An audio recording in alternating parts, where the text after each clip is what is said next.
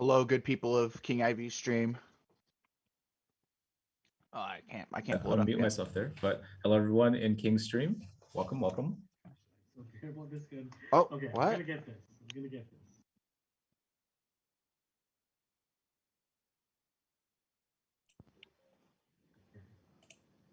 Got a little bit of feedback right there. Wasn't sure Yeah, what something. happened.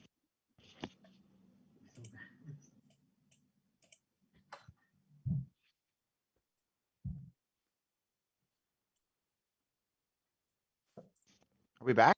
Yeah, sorry. For some reason, my audio just switched over to my speaker. Oh, it's.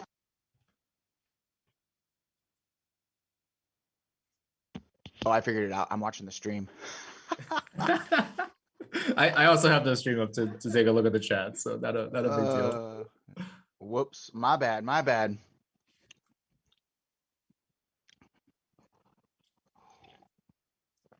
Yeah, welcome in everybody. Big tournament happening here today. If you like Master League, you've come to the right place. Absolute poggers. Honestly, I really like the team with the Blaziken. I feel like it's a really nice core breaker. I'm assuming that it can beat things like Mega Obama Snow, obviously, Metagross, Snorlax. And those pesky Genesects, right? So that's the and other. then, yeah, the other one. Genesect. Yeah. Yeah, Otherwise, I can't imagine you bringing it. I'm really interested in seeing how the Incarnate Landers goes if it does come in. But yeah, that Blaziken really caught my eye because I think Necrotic Fate actually had an Arcanine about a month ago in the qualifiers. So probably didn't enjoy the Arcanine, but is bringing a much more attack heavy and spicier fire pick. So definitely want to see how that one performs. And yeah, let's see. Yep. Yeah, let's look at the bracket here. Obviously, we got some very notable names here. Yeah, definitely. I have two members of the community, right, that are very notable. Not super familiar with the other names on there, but I did get a chance to take a look at some previous battles by GCB. So really liking how Latios fits in this format. He seems to really enjoy that Pokemon. So that's one thing I'm looking forward to seeing. Yeah, I believe Evan was also recently featured in a King IV video on YouTube. You guys should check that out. Ooh, at King absolutely. IV. King IV's YouTube. So definitely a good battler as well. Snipe Bra, I've played him quite a few times in GBL. And of course, you know, everybody knows Arrow and Dunebug. If you haven't watched GBL or know anything about GBL, don't know who Dunebug is, you should hang out more. Yeah, definitely. How's Dunebug doing this season? I know he's usually ranked very, very high. I played him the other day and he gave me the business. Enough said about that. Fair enough. Fair enough. So yeah, looking forward to it. Best you know, double elimination tournament. We got the 8 finalists here, sponsored by Pogoraids. Exclamation mark bracket gets you guys the bracket when we take it off the screen. Exclamation mark overused gets you the what does that get you again? It gets you something. Gets you the meta. Discord. I think it might be Oh, the link of the meta. meta Pokemon. Yeah. Yeah, so yeah, okay. Yeah, so exclamation overused right there. And then while we're talking about the tournament, this is I think this is one of the highest paying tournaments, right? So we've got a huge cash prize pool here, $1,000 to the winner today, and also I believe 750 for second and 500 for third. And I know part of that money is coming from Darkest Daniel, who is running the Pogoraids Discord. Or Darkest David, I apologize. Darkest David. Make sure I changed my notes right there. But Darkest David, and then also I believe part of the money for this prize pool is also sponsored by Zionic. So huge shout out to both of them for making this tournament a very lucrative one. And of course, we have a very strong top 8 here today. Oh yeah, first matchup's gonna be Necrotic Fate versus Dutch Goku. As you guys see the bracket, like we're gonna scroll through like 1, 2, 3, 4. That's going to be the order of the matches played, and then we'll do the losers bracket again, double elimination tournament. So you get two cracks to try and best your opponents. And so we should see a lot of good matchups. Gives some good variety here today. Yeah, for sure. Let's see this. Sure, I'll do a little bit of breakdown. So I did watch Necrotic Fate a while ago, and I know that you know, like I said earlier, he was preferring the Arcanine very early on in the qualifiers, but now he's moved on to that Blaziken. So kind of interesting to see if he brings that out. I think the Articuno might actually be a one-move Articuno. or maybe very early in the videos, he didn't have a second move on it. So we'll see if his opponent can can read that in the situation. But again, this is a cool matchup for me. Really liking the Shadow Zapdos on Dutch Goku's side. And then I'm curious to see how Mega Obama Snow performs. Yeah, I really like Dutch Goku's matchup here. The Blaziken's not going to have very much play against two flyers and a psychic type, or two psychic types, excuse me. And so we'll be interesting to see how Necrotic Fate can adjust to like having basically one of his Pokemon completely walled off here. Sure. And we'll see if he's bringing the. Oh, he actually does. Okay, so there's the Blaziken. I wonder what moveset it has actually. Is it going to be a counter or fire? This is, oh, we don't even see it. And there we go. He safe swaps into the one move Latios here, and Dutch Goku responds with the Mega Bomb Snow. This is absolutely terrible for the Latios, but we are going to be able to reach a Dragon Claw right before we get hit with a Weather Ball here. And there's really no reason to shield here, right? So it looks like Dutch Goku is going to be over farming here, throwing the Weather Ball right before Necrotic Fate reaches the second Dragon Claw here, going for the Weather Ball. Let's see how hard this hits from Mega Abomasnow.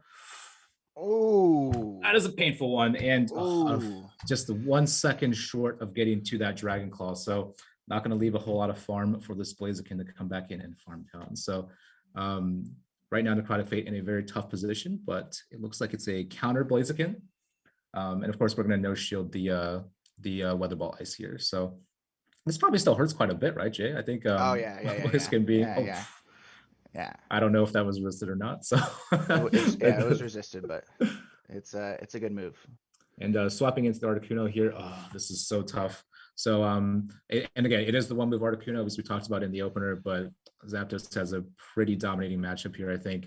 Especially, I mean, both of these Pokemon are doing super effective damage to their Dutch Goku going straight for the Thunderbolt, no jokes here, and Necrotic Fate is going to be able to call that. Let's see if he swaps out, and he does. Dutch Goku bringing in the Mew to catch the Icy Wind here, and we're going to preserve the Flyer versus Blaziken matchup in the back here. I don't think Mew's going to have too much use here. We're going to want to preserve the Zapdos here, right, to sweep the remainder, and it looks like Dutch Goku is carrying Flame Charge and Ice Beam, so definitely seeing a couple of preferred movesets using the Rock Slide and Flame Charge combination, but this Ice Beam here actually makes a lot of sense. So I'm going to go for the Icy Wind here. Dutch Goku is going to shield this up just to make sure he gets the move off. And Flame Charge here, canceling out that Icy Wind. So, and Mew's going to be able to outpace by just a little bit getting to the move. So Necrotic Fate trying to buy some time with this Icy Wind, but I'm not sure if he's going to make it here. And it looks like genius catch. Nice catch. What a catch from the Blaziken right there. All right, so what do you do here, Jay? Do you try to? You just have to try and farm up. The Zapdos is going to come back in with shield advantage in the back end. That's going to be rough for these last two Pokemon. So I would have liked to see a little bit more farm from the Blaziken to try and pressure that Zapdos a little bit. But the Mew's going to shield here. Okay. So this could be very close because the Articuno does have a move in the back. So if Zapdos doesn't leave with the move, this actually might KO. Oh, okay. Yeah, so, this might actually KO. This will be really interesting then. Can Necrotic Fate actually create a situation where he's able to win in the end? Yeah, I think he's gonna win. Zapdos made a glass here. Oh my god, those shadow calls are adding up. And there goes the match. That was so close. I think Articuno can survive this. Can he? Articuno's tanky. This is non-stab. Oh, you're right. Okay, maybe non-stab. Yeah, not even close. Not even close. Oh, okay. Articuno, can you make it happen? Yeah, I think this is over. Lose lead, win game. Definitely one of my big time philosophies in Pokemon Go. Absolute poggers match. That was absolutely amazing. Necrotic Fate pulling that win out somehow. I was really afraid because I felt like he really only had one counter to that Zapdos, right? But Articuno showing who is the superior bird in this situation, being able to carry that end game. Very, very impressive first game. Yeah, I thought that the Blaziken wasn't gonna have much space to go in this matchup versus Dutch Goku, and I was kind of right. Like the Blaziken didn't have anywhere to go, but he made it work. So props to Necrotic Fate. All right, now we're picking up a pretty good one. So a pretty good lead here against Latios. Articuno is, it's not going to be resisting those Dragon Breaths, but that Icy Wind is definitely going to hurt. But Latios, of course, going to be able to outpace with the Dragon Claw 6 seconds before Articuno reaches the first Icy Wind. Does Necrotic Fate shield here? He does not. So taking a pretty substantial amount of damage. And then, he's going to bank the move, actually. So not going to throw the Icy Wind into the Mew here, and he's going to bring Blaziken. Kind of a strange counter swap into the Mew. So interested to see how Necrotic Fate approaches this matchup. But Yeah, we haven't seen. Did the Mew show the second move in the first match? Because if did, this match actually isn't that bad for Blaziken. Yeah, I don't think so. I think we only saw the flame charges in the first game. So definitely in this case, if you're thinking about the preferred moveset for this tournament, you're thinking Rock Slide, right? But Rock Slide's going to do neutral damage, so it's not going to deal as much to the Blaziken with that fire and fighting typing. So, and Necrotic Fate does go straight for the Blast Burn. So let's see if he decides to shield this up. And it looks like he's going to choose the shield and try to get to a second Blast Burn here. And I think this is a pretty decent situation, right? You're just 2 counters away. And you're going to get a little low from the Shadow Claw here, but Necrotic Fate is going to throw. In case this Blast Burn does KO, he will leave very little farm for Dutch Goku's next Pokemon coming in. And Dutch Goku is gonna let this go. So again, maintaining switch advantage, right? Having the Articuno lined up against the potentially the Latios, but let's see what happens here. And Zapdos comes in. So well, this is going to be a pretty tough one, I think. But Articuno here still has the move banked, right, with the Icy Wind. So it's going to kind of be up to Zapdos here, or for Articuno to come in here, try to deal some damage here. Of course, Zapdos does not have the move ready. Going to go straight for the Icy Wind. Zapdos, unfortunately, getting the Thunder Shock through right here. Is he going to choose to shield this up? Well, that no shield is actually big. Oh my because goodness. he might actually be able to let this go and potentially Dragon Breath down here. If it is Dragon Breath Gyarados. I'm assuming it's Dragon Breath Gyarados. We haven't seen it yet. Yeah, we haven't seen it yet. So this Drill Peck is going to hurt. Yep, Dragon Breath Gyarados. Oh, Articuno survives. So they do a blind swap. Okay. So one shot scenario here, and then Gyarados, of course, being a superior Dragon Breather in this particular case, just not taking super effective damage. I think this is a pretty good position for Necrotic Fate here, if he can Dragon Breath all the way down. I think that, he's just not quite sure. Doesn't want to take that extra Dragon Breath damage. Wants to put the pressure on with the Aqua Tail here. Really put the opponent in a tough spot. And now I would assume like a fast move beatdown is going to... Oh, he's going to throw the move. Oh, okay. Yeah. Oh, man. Okay. He's going to throw the move here. I don't think you're going to reach another charge move on Gyarados or Articuno here, but I think it makes a little bit of sense here just in case, right? If he tries to commit to the farm down, but looks like those Dragon Breaths are doing quite a bit of damage. That Shadow Zapdos hits hard, but I don't know how many hits it can really take, right? Yeah, I'm actually going to give Blaziken the MVP in that second game because those 2 Blast Burns put a lot of pressure on that Mew, and Necrotic Fate was either going to get shield advantage or switch advantage out of that matchup. So Blaziken coming through in the clutch there and didn't have very many good matchups against Dutch Goku's team, but again, made it work and got the 2-0. So yeah, really surprised there. You would never think to swap in a fighter against Mew, right? So, but in that particular case, maybe he had a good read on that second move from Mew and thought, if this is going to be Flame Charge and potentially a neutral move from Mew, might as well come in and apply the pressure with the Blast Burn. And I think Blaziken definitely is one of the hardest hitting fire types that we have out there. I know fire is an underrepresented type in GBL, but man, that was a pretty impressive performance there. I think everybody's familiar with Blast Burn, right? We all know what even like resist. Even what resisted Blast Burn feels like. It is not pretty. It is not pretty if you're the one taking it. So yeah, Blaziken looking strong so far. So second game, we got Dunebug versus Delay. Not too familiar with Delay, but it looks like it's going to be a good matchup. Dunebug, of course, always has these all-around great teams. Very, very obviously well known for his Sylph and GPL strategies. So I'm curious to see how Delay will be able to handle it because all of his Pokemon have really, really good coverage. Mega Ampharos not looking too hot against the likes of Obama Snow and Swampert. But again, if Blaziken can work in a bad matchup, maybe Delay can somehow find a way. That is very true. And I think Dunebug does have a little bit of an upper hand here. He's got a lot of strong Pokemon against the Mega Ampharos, as you said, and also the Landorus. But, thinking about this matchup, maybe X-Play has a plan to utilize some of these Pokemon. Landorus with an energy advantage against Dunebug's lineup actually is going to do pretty well here, being able to get multiple Rock Slides off potentially against the Obama Snow or going for those Earth Powers against both Raikou and Metagross. So curious to see, again, what is the Mew moveset, and is Delay going to bring the Genesect here to shut down the Mega Obama Snow should it come in? They're both running Snorlax, so I expect a lot of Snorlax safe swapping here because Snorlax looking pretty safe for both teams. So we'll see how it goes. All right, we got Dunebug leading Swampert. Okay, Swampert into the Genesect. So a great catch by Dunebug in the lead here. Genesect is going to be running a Fire Techno Blast and also a Scissor, which does not do a whole lot of damage. And actually X Delay decides to stay in here for a little bit. So kind of curious, but tries to catch and actually does catch the first Hydro Cannon on the Snorlax here. So Jay's prediction was absolutely correct. They're both running Snorlax here to try to get switch advantage or try to get alignment here. So it looks like Dunebug is going to stay in here and farm up to a compensation Hydro Cannon and then swap into his own Snorlax. So this is great. I love this play here. And right now, this is going to be a huge mind game here. Of course, X Delay running the best buddy level 41 Snorlax against Dunebug's level 40 Snorlax here. And it's all dependent here on what happens here, who throws the first superpower, who's going to shield. X Delay going to choose to strike first, going for the superpower. Dunebug choosing to no shield that. Snorlax is a very thick boy here. And X Delay actually gets to get off another superpower here.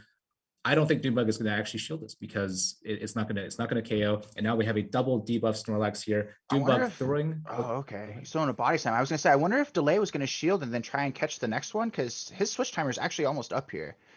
And they're desynced because Dunebug chose to farm up after the Delay caught the charge move. So. Oh, that's very true. But electing to stay in here, I guess it was going to farm down with Gyarados. Yeah, I think, yep, if you're gonna get low there, actually Dunebug able to lick down X Delay the whole way. And Dunebug maintaining the alignment here is pretty huge here. I think you have to, chooses to come in with the Genesect to get an energy advantage. Not that bad. I think Genesect with the energy advantage might be able to chip the Swampert before swapping back out. But yeah, this X Scissor not going to deal a whole lot of damage, but Snorlax is very low. And we're going to see the same matchup that we had before. And X Delay swapping into the Gyarados, is this this is a Dragon Breath one. So you might have a little bit of play here against the Mega Abomasnow, but I think Dunebug kind of realizes that if he just goes straight for these Weather Balls here, he's going to be able to chip away at this Gyarados. And X Delay, unfortunately, in this situation, forced to shield the Energy Ball here, or the Weather Balls here, and he's got a bait to catch up. And Dunebug, playing it safe over here, going to shield this Aqua Tail up, and this is going to allow this matchup to kind of stay at parity still. So Dunebug now going to build up to the Energy Ball, fire the Weather Ball, and then and X Delay has a decision to make over here. Is he going to shield this potential Energy Ball? He chooses to let it go. So the Gyarados is still in an okay spot here. Is he going to make it to the crunch here? And Mega Abomasnow wins CMP maybe, or X Delay didn't fire the move. Yeah, I think it was desynced. I think it was desynced CMP there. Yeah, and at this point, it looks like both players have recognized each other's win cons, and they're just trying to two-shield through it. Unfortunately, Delay could not flip switch with the Abomasnow swap, or the Snorlax swap, excuse me, and is just that's a nice catch.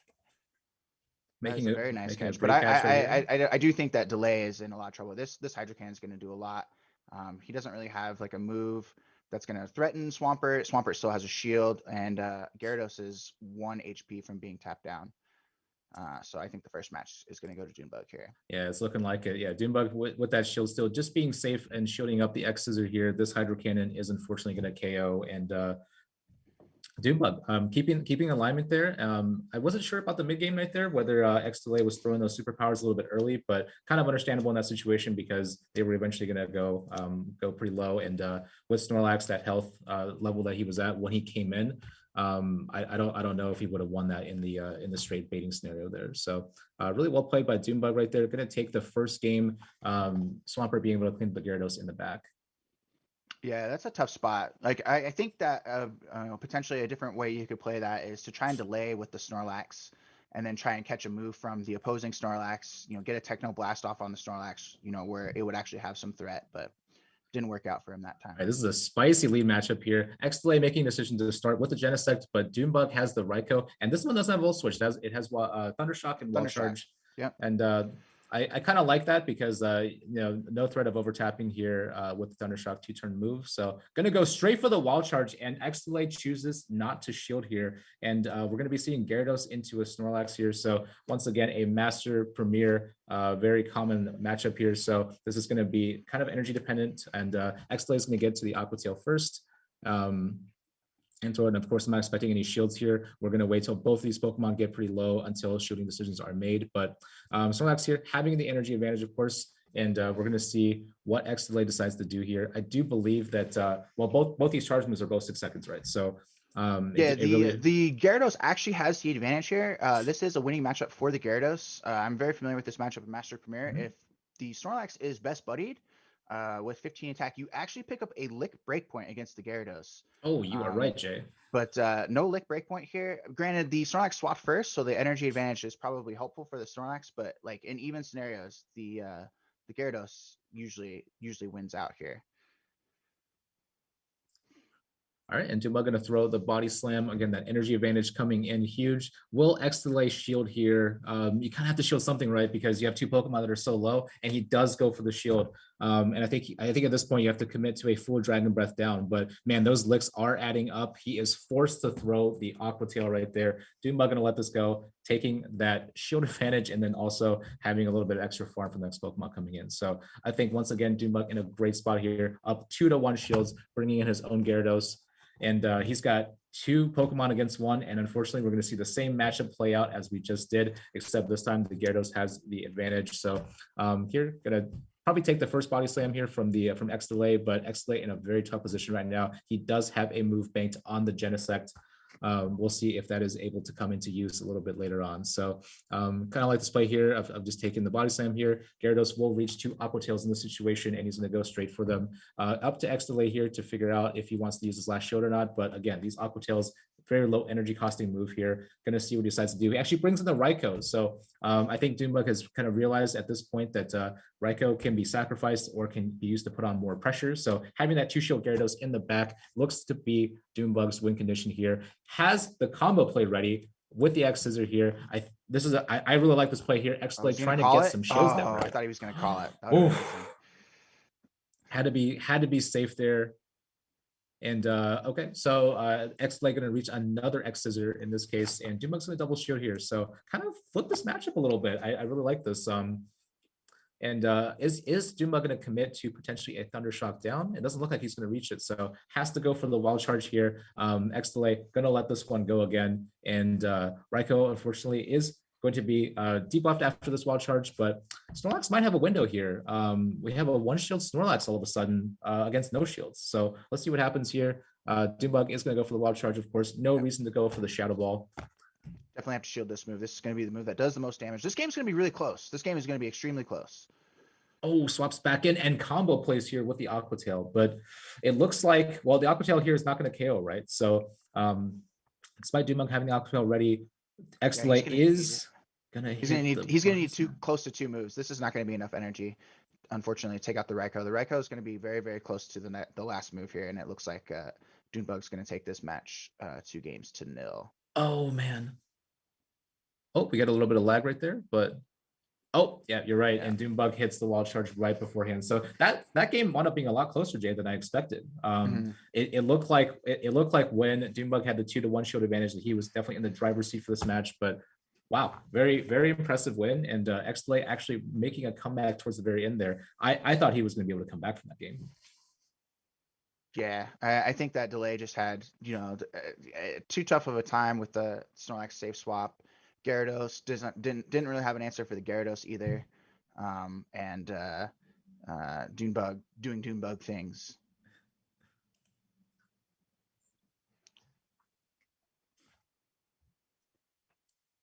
GCB versus Evan in the third matchup here. Yep.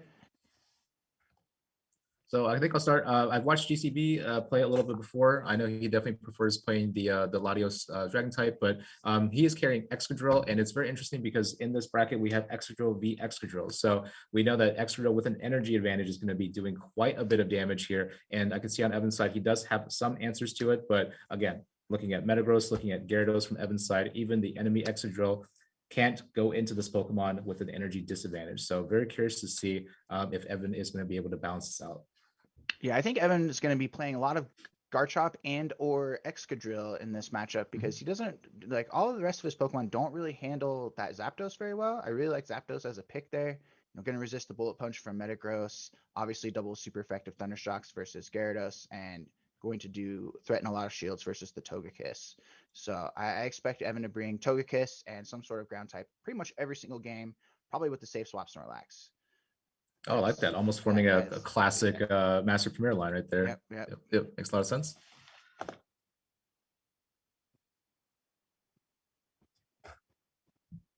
All right, so getting into this battle, we have Gyarados leading into a Snorlax. Okay, so very interesting.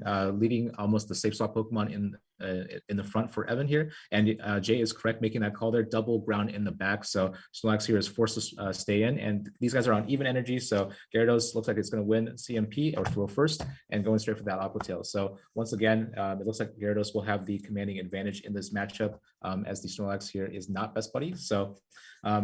And it looks like Evan is going to prefer to build up a little bit more energy before throwing the body slam here. And does GCB sense the double ground in the back? Is he going to shield? He is not. He's going to let this body slam go here. So looks like these two Pokemon are going to be bound to fight to the death here. And GCB going to reach another Aqua Tail. And right now, Snorlax is getting dangerously low, and Evan recognizes this, can't let the Gyarados with the energy advantage line up against his ground types, and he's going to go and shield this up. So wondering here if GCB is going to shield in return on this body slam, and Snorlax throwing another move here. So it looks like GCB is going to match the shields here, and this is still going to be a pretty even matchup. But one thing to note is that as the shields go down and there are extra drills on both sides, this will be very volatile going into the late game. So GCB going to get to the Aqua Tail first yet again, and going to see if Evan decides to shield this. He decides not to shield this, and right now it's in farming range, but that was a CMP. So Evan going for the body slam as well. Does GCB decide to shield this up?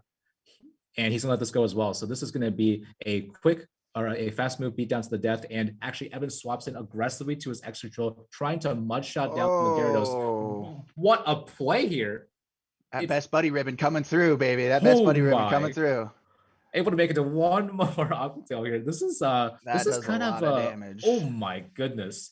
And he's going to aggressively swap into the Genesect here. It's pretty interesting having the Gyarados stay in right there, but getting that Aqua Tail off is a lot of value. But man, this extra drill, double drill run here, and despite being a bug and steel type taking neutral damage, that did not look like neutral damage, Jay. That's extra drill power, baby. That's just too much attack. Too much attack, and you don't know what to do with. Oh, and GCB going to make a play here and just sacrifice the Genesect. Kind of like this play here, but unfortunately, Evan's extra drill going to reach another drill run, and GCB is going to be down shields, but you're going to be up energy. So knowing that the Gyarados here only has 1 HP left or so, what can you really do here? You have an extra shield technically, right? Yeah, but, I think that the Garchomp is going to be okay here. I think the Garchomp is going to be okay here. You'll be able to survive one drill run. You have a lot of pressure with the Sand Tomb Mudshot beatdown, and I think that Garchomp will be okay. So I'd be curious though, if he goes for the outrage or not here. Maybe he doesn't quite know. But it looks like, he is going to go for the outrage, because you definitely would have gotten to 2 Sand Tombs. So I'm assuming this KOs, because that thing is pretty. It is resisted, but it is very, very squishy. Yeah. Yep. And there you go. That's going to be really good play there. I think you might have been anticipating the catch. I think I thought double Sand Tomb would have been the play there, but I think Switch Timer wasn't up yet. But getting to that outrage to secure the KO on the extra drill, really, really well played right there. So. Yeah, I think it's riskier to go for double Sand Tomb, right? Just gives your opponent one more opportunity to catch a move. And if you know that outrage KOs, why not just throw the outrage? So that definitely makes sense there. Game 2, we only have Evan's side, so we're just gonna watch it from Evan's perspective. Did win game 1. Classic mirror match here. Yep. And once again, this is probably going to be a little bit more bait dependent, right? Seeing who wants to shield a crunch or who wants to throw a crunch. And it looks like GCB's Gyarados is a best buddy Gyarados. So again, it's going to have just maybe a slight more HP. So in the even shield scenario, I'm expecting GCB's Gyarados to win, and Evan does call the crunch correctly. So let's see what he decides to do here.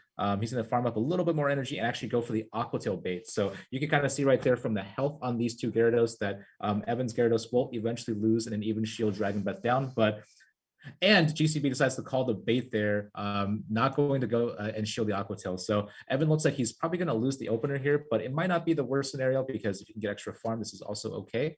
Obviously carrying the extra drill from the last game, the MVP right there. And looks like GCB's Gyarados is forced to throw here. Is this going to be a crunch and take out Evan's Gyarados? And he chooses not to shield here. It is going to be the crunch.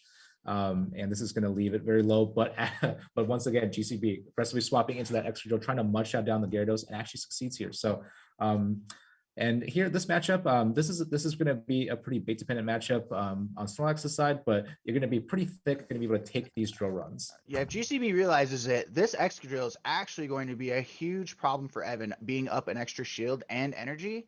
If this superpower gets shielded, I totally expect we will be drill running our way to a game 3, our first game 3 of the day. Oh, and he does call the superpower right there. Oof. Yeah, because this drill run will almost certainly KO with the defense debuff here, the self defense debuff, and gonna be up energy. Oh, okay, doesn't quite KO. Oh, is he going to be able to mush shot down? It doesn't look like. Oh, he actually gets to another superpower right beforehand. So, man, that is some bulk on Snorlax here. I think you have to shield this if you're the extra drill, right? Oh, okay, doesn't shield. Oh, and he doesn't shield. Oh, doesn't get sniped though. He tried to snipe the that extra drill energy there. Definitely is gonna have to shield this. I expect Evan to be in a really tough spot here. Well, yeah, Oh, because maybe he's gonna get techno blasted. Here. Oh man, that And fire. we're definitely going to a game 3. Yep. Oh man, that is very rough right there. But again, looks like extra drill just showing the value of the ground mole, right? Just with that energy advantage. Oh, that techno blast just send it straight back to the shadow realm right there. So yeah, it looks like we're going to game 3. Yeah, I really like the adjustments that GCB made in that game. If Evan actually ran the same lineup from game 1, he probably would have won game 2. But you know, that's just trying to get into your opponent's head and luck of the draw. And so now we finally see the Zapdos here. Oh my goodness, we've completely changed the lineups. We have Shadow Zapdos going up against Togekiss here. Looks like the adjustments that Evan are making, bringing that Garchomp just in case there is the extra drill in the back. But GCB leading off with the Shadow Zapdos here. This is going to be a losing matchup if Togekiss decides to shield his moves up because Zapdos is just so glassy. Decides to go for the Drill Peck bait. Really like this play here. He's just sacking the Togekiss because he knows he has Gyarados in the back as well. You can't swap to your hard counter here. Zapdos just completely sweeps you. But now is going to go for the shield here and try to farm this Zapdos down because this Zapdos is a problem for his team. That is true. And GCB going for double Drill Pecks here. Very interesting, knowing he may not reach another move, but just barely misses out on the third Drill Peck in the 1-0 here. I expect an immediate. Oh, he's not running Ancient Power. Oh, he's running Flamethrower and Dazzling Gleam. What a moveset here. Okay. And GCB actually senses the Flamethrower here. Oh man, Jay, we were about to see a blowout if I've ever seen. Oh, but he brought in the Gyarados. Oh, and actually, I like this play. The Gyarados. Yeah, I think that this is actually going to work out for Evan because he's going to resist the Techno Blast in the back, and Genesect is squishy, and you are just as spammy as that Genesect. So I think that Evan somehow turned a horrible matchup with the Zapdos lead into his Togekiss. And he's looking like he's going to be in a really good position to win this game. Yeah, I really like how he did that. I don't know if he was sensing the Gyarados in the back and just wanted to draw it out for his Garchomp, but man, really well played right there. And it looks like Evan is going to go for the Aqua Tail here. Is GCB going to show this up? Looks like he has to in this situation, right? Doesn't know what the third Pokemon is, and is he going to be able to Dragon Breath down? We have Best Buddy. Oh, okay, just barely snipes it in, but I think he bring back in the Togekiss, right, and just let it go. Yep. 100%. Just soak up this energy, and now it's just basically a mono in the back here, and I do think that Garchomp has the advantage against Genesect for sure. Yep, and they make especially with Garchomp being up a shield. And they make a blind swap here. And I was just about to ask you, Jay, how many mud shots does it take to mud shot down a Gyarados? But we don't have to answer that question. Yeah, it looks like we won't have to worry about that question. He just gets to no call these moves because the Technoblast, while it hits pretty hard, is going to hit for resisted damage, non-stab against the Garchomp. And Garchomp is decently thick, especially if you throw resisted moves at it. So again, really good spot for the Garchomp here. Going to throw the Outrage. This is going to do a lot of damage. It's also resisted. And I expect like a double Sand Tomb here in the back to take this game 3. Really good game. Really good game. Yeah, really entertaining battle here. GCB going for the Desperation. X's are unfortunately not going to deal enough damage and actually gets mud shotted down. So I think Evan will have an Outrage ready, but goes for the Sand Tomb here just to secure the victory. Really well played here. Wasn't sure how he was going to deal with that Zapdos in the lead there, but yeah, that call to bring in the Genesect over the Gyarados into the Togekiss after the Togekiss one swap was actually really huge because I think if you bring in the Gyarados, yeah, it's not a pretty farm down, but you only take an Ancient Power or a resisted Flamethrower. He wasn't quite at the Gleam yet, and I think that saves GCB a shield there, and we perhaps have a completely different game in our hands. Yeah, that's true. That's true. So sometimes you make calls, and sometimes they work, and sometimes they don't. That was calculated, right? Hashtag calculated. Yeah, sure. calculated. So in the fourth matchup here, we're gonna have Sniped Bra versus Arrow. So really looking forward to this matchup as well. I play both of these people quite frequently in GBL. Both very, very talented, very strong battlers, and I'm looking forward to see what they can bring to the table in a best of 3 format. Yep. So I really like Arrow's team here. I'm really curious about the Victini here. We haven't seen Victini in this format yet, and of course Victini is going to be kind of a wall to Mega Bomb Snow. Of course, Snipe does not have one, but having that V create and dealing that massive damage at the Masterly level, that is something that I'm very interested in seeing how it performs. Wondering if he's going to bring it in, but this team is kind of a half and half, right? It's a little bit hostile to the Victini. Not sure if that's going to come in or not. And then I'm also very curious about Mega Ampharos. Will we see an appearance for Mega Ampharos on Snipe side? Of course, you're going to see on Dunebug or on Arrow side, you are going to see the Togekiss here. You are going to see the Snorlax, and you're going to see the Genesect, all of which, you know, potentially those Thunder Punches and Volt Switches going to add up. Sniper is going to have a tough third pick here. I think he's going to bring the Gyarados and the Swampert, or excuse me, the Gyarados and the Snorlax every single game. Both of those Pokemon very safe against Arrow's line. But the third pick is actually quite difficult. I don't really see a good choice there. He's just going to have to kind of read what Arrow is thinking. But Arrow, definitely one of the more tough battlers to read. Very, very unorthodox, as some people might say. Yeah, that is true, and you know, I've definitely been one of the viewers on his stream for a while. Yeah, very curious here. You know, you can definitely bring in. I'm expecting maybe an Excadrill, just because it has a little bit of versatility against the rest of Arrow's line. But I think you're right. Definitely expect to see the 2 safer Swift picks, at least in the first game, right? Just to get a nice feel for it. And then, yeah, from Arrow side, I expect to see Swampert pretty much every single game. Swampert looking very, very strong against Sniper's lineup. So. All right, getting to battle here, and Sniper does bring the Gyarados into Arrow's Swampert here. So this is a terrible matchup, and it's going to be a complete wall. But gonna safe swap into the Snorlax here, and this is going to be that matchup might be a little bit different because of the Shadow typing on or Shadow version of Gyarados here. But Arrow going to reach the first Body Slam. Sniper going to elect to farm more energy before making a decision, and that Body Slam does quite a bit of damage. Sniper going to go for the Aqua Tail here. Does Arrow decide to shield this up in the Shadow? How much does a Shadow Aqua Tail do? It looks like it's Body Slam's just a better move than Aqua Tail. So, but while both get stabbed, Snorlax is just going to outpace for the damage there. Really nice swap there by Sniper there to catch this Body Slam and preserve some of that Swampert Gyarados matchup for himself in the back. Yep, and it looks like at this level of health, they're going to definitely be able to maintain alignment here. And Sniper going to go for the Body Slam first. A Shadow Body Slam at this health level, could it KO? Arrow actually decides to shield here. I like this play. Arrow is probably going to go for a superpower before fainting, and he does. So going to try to get the enemy Snorlax as low as possible. A normal superpower from Snorlax against a Shadow Snorlax. Let's see how much damage it does. Oof. It does quite a bit here. And the switch timer's back up. He's going to bring in a Swampert here to try to get some value here. Will he reach the Hydro Cannon before Sniper? He does. So what does Sniper decide to do here? Is he going to shield this up? I am not thinking that he's going to, and he's going to go ahead and let this go. So Shadow Snorlax. Arrow's locked in here. So this Gyarados is going to be pretty strong. You're going to be able to shield through these Hydros, even though Swampert will be able to outpace. Sniper has 2 shields left, and this should still be an okay matchup for the Gyarados. Oh, and Arrow likes to take the damage from the Aqua Tail. So it looks like he's going to put the pressure on Sniper to start shielding here.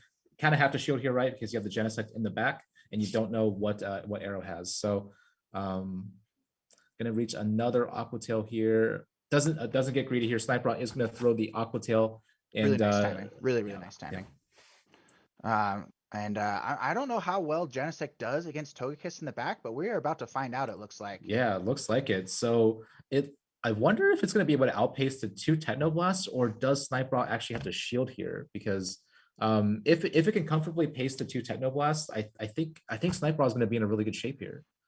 Yes, you should be able to outpace, because you're basically doubling the energy of the Togekiss. But I Mhm. don't know if one Techno Blast is gonna KO. Oh, you're Because right. again, it's non-stab, which is a problem for some of these unique users. They get these crazy like high-hitting moves, but they don't get stab, and sometimes that makes all the difference. That extra 20%. So I'm curious to see how much this does. All right, Sniper gonna go for the Techno Blast. Let's see how much damage. Yeah, because that bug, that Fury Cutter is gonna be double resisted here, right? So can Techno Blast take out Togekiss? Togekiss survives. Oh my goodness. So I think he has to go for maybe he has to go for the Techno Blast, but Arrow's gonna hit an Ancient Power here before he does, and this is definitely gonna KO, right? This is gonna Oh deal yeah, just that enough definitely chip damage. KOs. Oh man, Yeah. and Togekiss going to be able to just charm its way down. Man, really well played by Arrow right there. And also unfortunate to see that a Techno Blast with that cool animation not able to take out the Charmer from the Genesect. I mean, you gotta love Charm, right? Like you just charmed your way through a resisted matchup. That's why everybody loves Charm. That's why everybody runs it in Well, GBL. it's the You could just highest skill flip so many cap. matches. It's Yeah, the highest skill cap of GPL. yeah. Getting into our second battle here, we're leading off Shadow Gyarados into the Mega Abomasnow here. We've seen this matchup kind of in the non-Shadow Gyarados form versus Abomasnow. Abomasnow going to do pretty well here unless the Gyarados can start landing some crunches. And Arrow's going to elect to go straight for the Weather Ball bait after getting to 7 Powder Snows. And Sniper is going to call it, but that Weather Ball, despite being a neutral move here, going to deal quite a chunk of damage. Yeah, Obama Snow doing Obama Snow things. This matchup goes, I'm assuming, very, very similar to Great and Ultra League in that Obama Snow just A, outpaces, and B, outpaces. It's a spammy boy. That's why it's on my spam emote. It's busted. That Really is true, busted. and it's part of the original older rival lineup, right? So That's we need right. need to honor that for sure. Sniper gonna elect to let this Gyarados go in the Zero Shield and come down and farm a bunch of energy with Snorlax. I like this play. I think that Gyarados wasn't gonna win and leave that matchup with a comfortable health level, so makes sense here, and it's gonna commit to the lick down. So if you're Arrow, what do you bring in here? You got to bring in the Oh. Togekiss, right? Swampert is, you gotta, in case he brings an electric type or something like that, the Excadrill, you gotta keep Swampert for it in the back. And those Shadow Body Slam is going to hurt quite a bit, but swaps into the Excadrill here, and Arrow's going to respond with a Swampert. Now, Swampert is going to be able to outpace this Excadrill here, 5 and 4 for Hydro Cannon cadence versus the 5 and 5. So it looks like this is going to probably come down to maybe some mud shot sneaking through, but Swampert does survive one of these drill runs. Yeah, Swampert's going to survive one of these drill runs, and Excadrill not going to survive a Hydro Cannon. So again, like this is these situations where Swampert just continues to be an elite Pokemon and create problems for a lot of other highly CPU Pokemons in the meta, despite being just above 3,000. Hydro Cannon, one of the strongest moves in the game, as we all know, got great coverage move in Earthquake or Sludge Wave, and obviously very spammy. So I think that Arrow is in a very good position to take this match. Excadrill, again, like you said, gets outpaced, and Togekiss going to be A-okay against Snorlax in the back. So yeah, really that tough Togekiss spot. still very, very healthy here. How much does the drill run do? It does a good amount of damage, but Sniper going to go back into the Snorlax, hoping to catch that Hydro Cannon right there. But again, this Togekiss is going to come back and lets the charm through. So at this moment, not sure if Sniper is going to reach another body slam before Arrow is able to charm him down. Let's see if he can. It doesn't look like it, and unfortunately, that charm going through is the difference in this game. Excadrill, what can you do? Can you farm down this Togekiss? Can you be a hero? It doesn't look like it, and unfortunately, Arrow is going to reach the flamethrower on the Togekiss. Charm user countering the Steel type confirmed, and really well played in that game. Yeah, like I said, we were going to see Swampert every single game. Arrow brought it, both games in a row there, and then Snipe had 2 good picks in the Gyarados and Snorlax, but couldn't really get his third lined up in a way that he would have liked to try and carve himself out an advantage. So yeah, that's a really good call on what Arrow was going to bring right there. So we didn't get to see the spicy picks right, but we had that really standard move set right there. And yeah, Swampert was just such a house against this team from Snipe Raw. All right, so we're gonna go the first round of the losers bracket. I believe we are gonna see Dutch Goku play Delay in a matchup of the losers from round 1. delay here with the Thunderous Incarnate versus Dutch Goku. Don't think we'll see too much of that. It looks like Dutch Goku has Mega Bomb Snow, so we'll probably see a lot of play from that because Delay does not look like he has really any great counters to that. But wasn't Delay the one running Flame Charge on his Mew earlier? Or I can't remember. Yeah, he had Flame Charge and I think Ice Beam in our earlier match. So this is gonna be interesting. I think the Mega Bomb Snow from Dutch Goku is gonna have a ton of play here. And I think I'm gonna make a prediction here. Maybe Dutch Goku is just gonna bring this in every single game, right? I mean, you have it looks too good to not you know, bring every single game. And I think Delay can try to counter it a little bit with Genesect. But again, Genesect very, very squishy. So he's gonna Dutch Goku is gonna have to, or Delay is gonna have to really get that Genesect lined up on Obama because that's pretty much his really only counter to Obama in this team. So I expect to see that and the Snorlax safe swap as we all know and love in Master League. Of course. And yeah, I think right now, man, the Latios looking very strong as well on Dutch Goku's side. This is going to be a tough one. You know, I was hoping to see Landorus Incarnate today, but it doesn't look like he's going to come out for this particular match. I think X-Delay has a huge uphill battle to fight. Yep, I agree.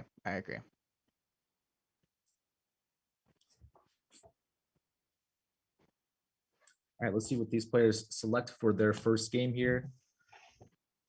Maybe taking a little bit of time, but we've got Latios. Okay, bringing the Latios into a Mew. So this is, again, we saw this matchup before. Latios is going to take super effective damage from those Shadow Claws, but Mew here on X-Delay side is going to be carrying the Dragon Claw and the Flame Charge. So again, Mew having that very cheap move is going to be able to double up here, I think, before he throws. We got Dutch Goku here going for a Dragon Claw here. Does X-Delay choose to shield this up?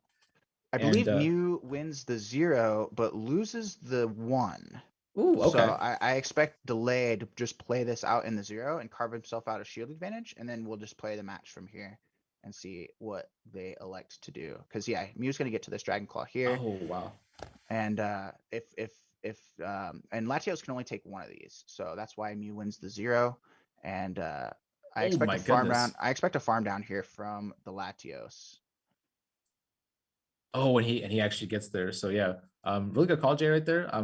Having an X-Delay play out the 0 shield. He's gonna bring in the Genesect here to farm down the Latios. And Dutch Goku here is gonna go for the Psychic. Both moves are gonna be resisted, so it makes sense to deal the harder hitting move here. And Latios is a Psychic typing, so we'll have Stab. That did not look like a resisted Psychic, but all right, yeah. And I think if you're Dutch Goku, you're in a pretty good spot, right? So you can have your Gyarados, and it is a waterfall Gyarados. So okay, this is pretty good here. So no need to worry about the Genesect resisting those Dragon Breaths. You're not using it, and X-Delay is going to respond here with the Snorlax, but Dutch Goku electing to stay in actually. So it looks like he's very confident in the ability of a lower health Gyarados taking down this Genesect. I'm not really sure. I like staying in there because you know that he has Genesect in the back, and you have a Abomasnow, which is not really and the Genesect still has 2 shields.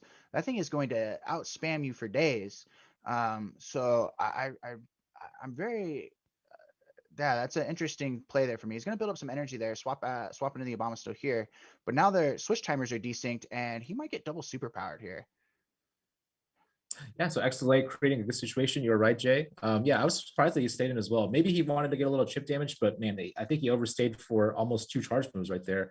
Gonna take the superpower here from the Snorlax. Chooses to 0 charge here. Maybe anticipating a shield or maybe trying to farm down. Interesting. Very interesting undercharge there.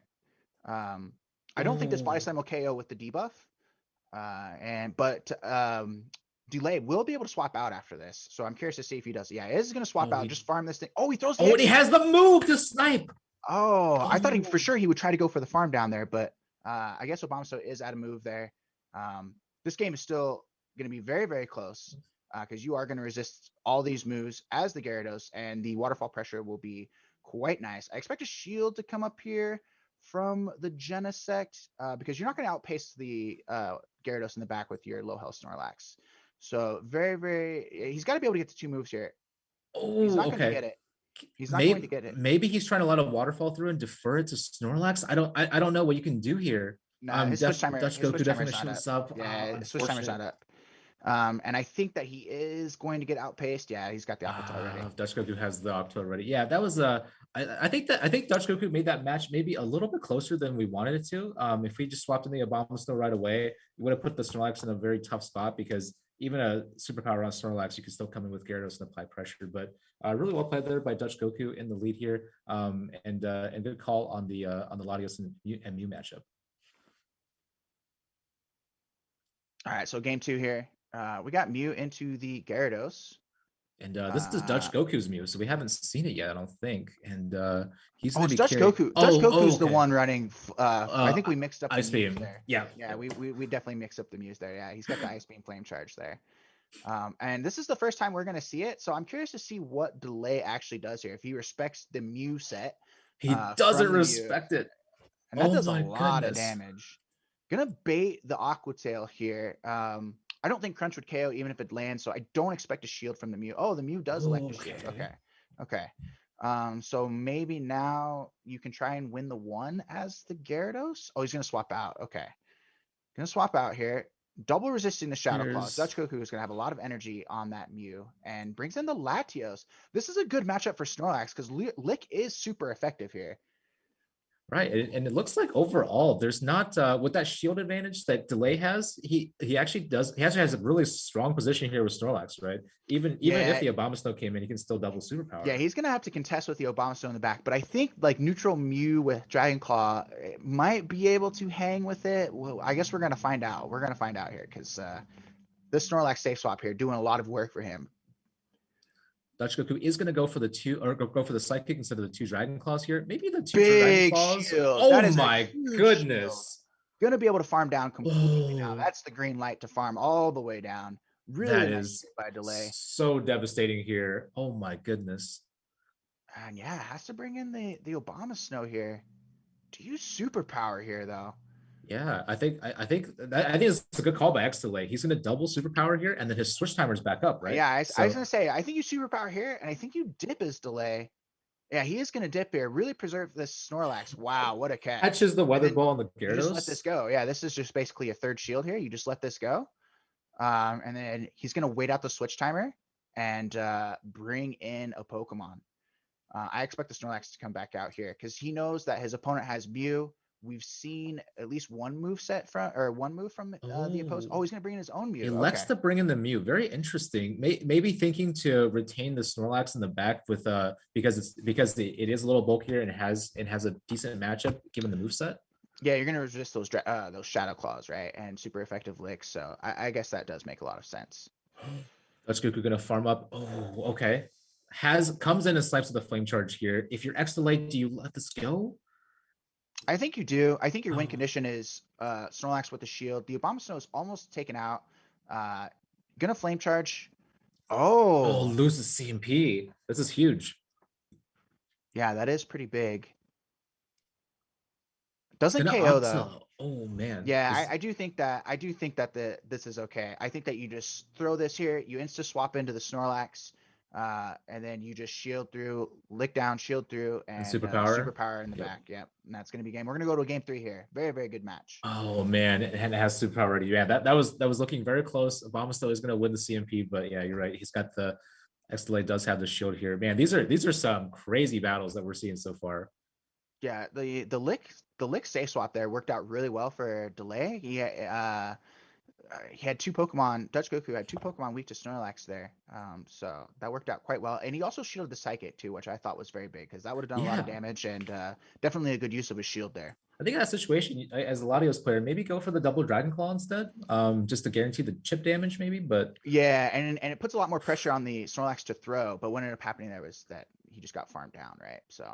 Oh, we get to see our first Mega Ampharos. And I know you play a lot of Ultra Premier J, so you're probably familiar with the Abomasnow versus Ampharos dynamics, but it looks like it's a bad situation for Ampharos. It's even better for in Master League for the Abomasnow because Ampharos has Dragon typing, so that ice is gonna be super effective there. So that's why we saw the insta swap out here, and doesn't really have a good safe swap for the Abomasnow lead here. Goes into the soft loss here with the Gyarados. Gonna get some damage through. Really nice crunch there. And yeah, I expect the Abomasnow to just spam his way to a victory here. We do see a shield. The problem is Gyarados is not going to get to this next move before the Abomasnow does. So really, really tough spot.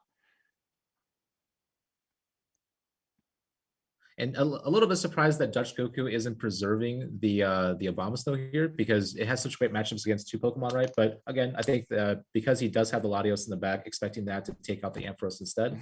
But in either way, is still able to maintain switch advantage and have a shield advantage coming into situations. So yeah, this is a tough looking situation. pretty rough for the Mega Ampharos here. Gonna get to the weather ball too. My goodness. Okay, all right. Nerf Mega Abomasnow because this is oh my goodness. This is just ridiculous. You got to get to this Dragon Pulse here. He insta swaps out. Good play by him. Okay. Electing to stay in though. Interesting. Yeah, I would have just brought in the Gyarados. I guess, right? yeah, the Gyarados is a losing matchup, right? So I expect the Latios, I guess, to just chip a little bit, and then the classic chip and dip is what we're going to see here. Oh, is he building for the Psychic? Okay. Dutch Goku enjoying the Psychic so far here. I don't know. I think shielded. If this gets shielded, this is not great. Ampharos does have a move in the back. Granted, you are down 2 shields. This is so. I think this will be interesting because if the Ampharos has a move here though, and Ampharos because the switch timers are desynced, yeah, I think there's a chance. I think there's a chance. He's got to get out though. He's got to get out with this Snorlax here.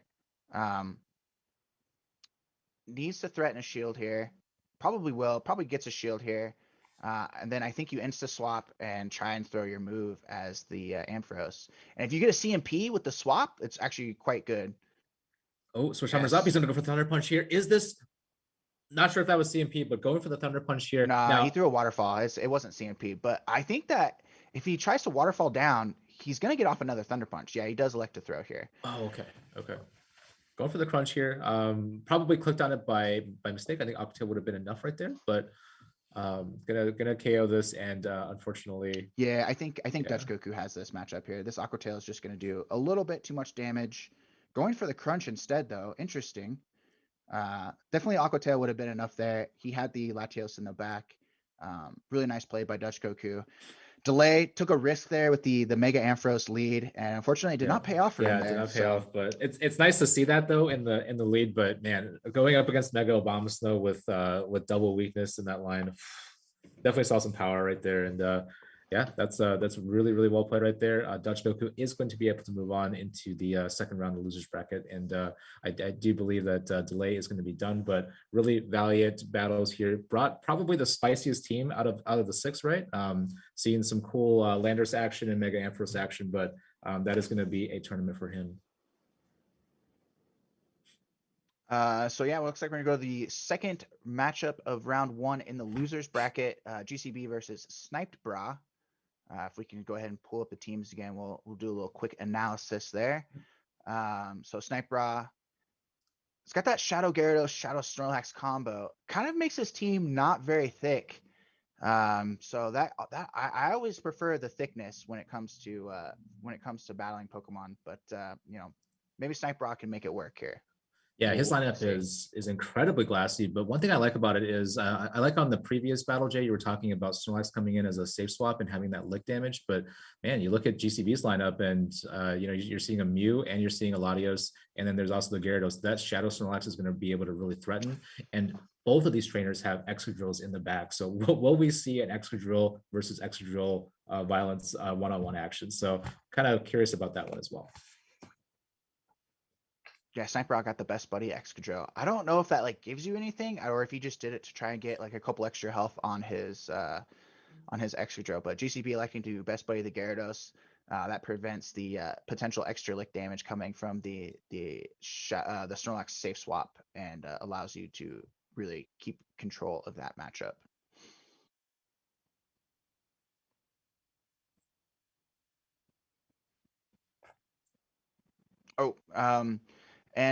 So I'm not sure we are going to see. We might see some Mega Ampharos this game, but I'm not really sure given the Latios Excadrill combo with the Mew. I think that Mega Ampharos is a risky pick given the 8 teams that we've seen here so far today. And obviously we saw in the last round, it didn't quite work out for Delay.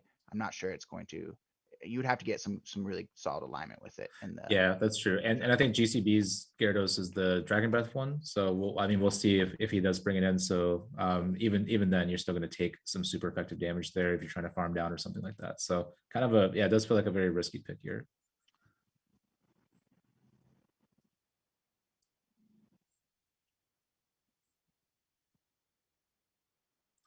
Okay, so we're going to have a little bit delayed on Snipe Braw's side, but we'll see GCB's perspective. And again, leading that Latios into the Shadow Snorlax, those licks are going to be adding up quite a bit, but it's going to probably like to take the first move here. And then, is actually going to shield this up here.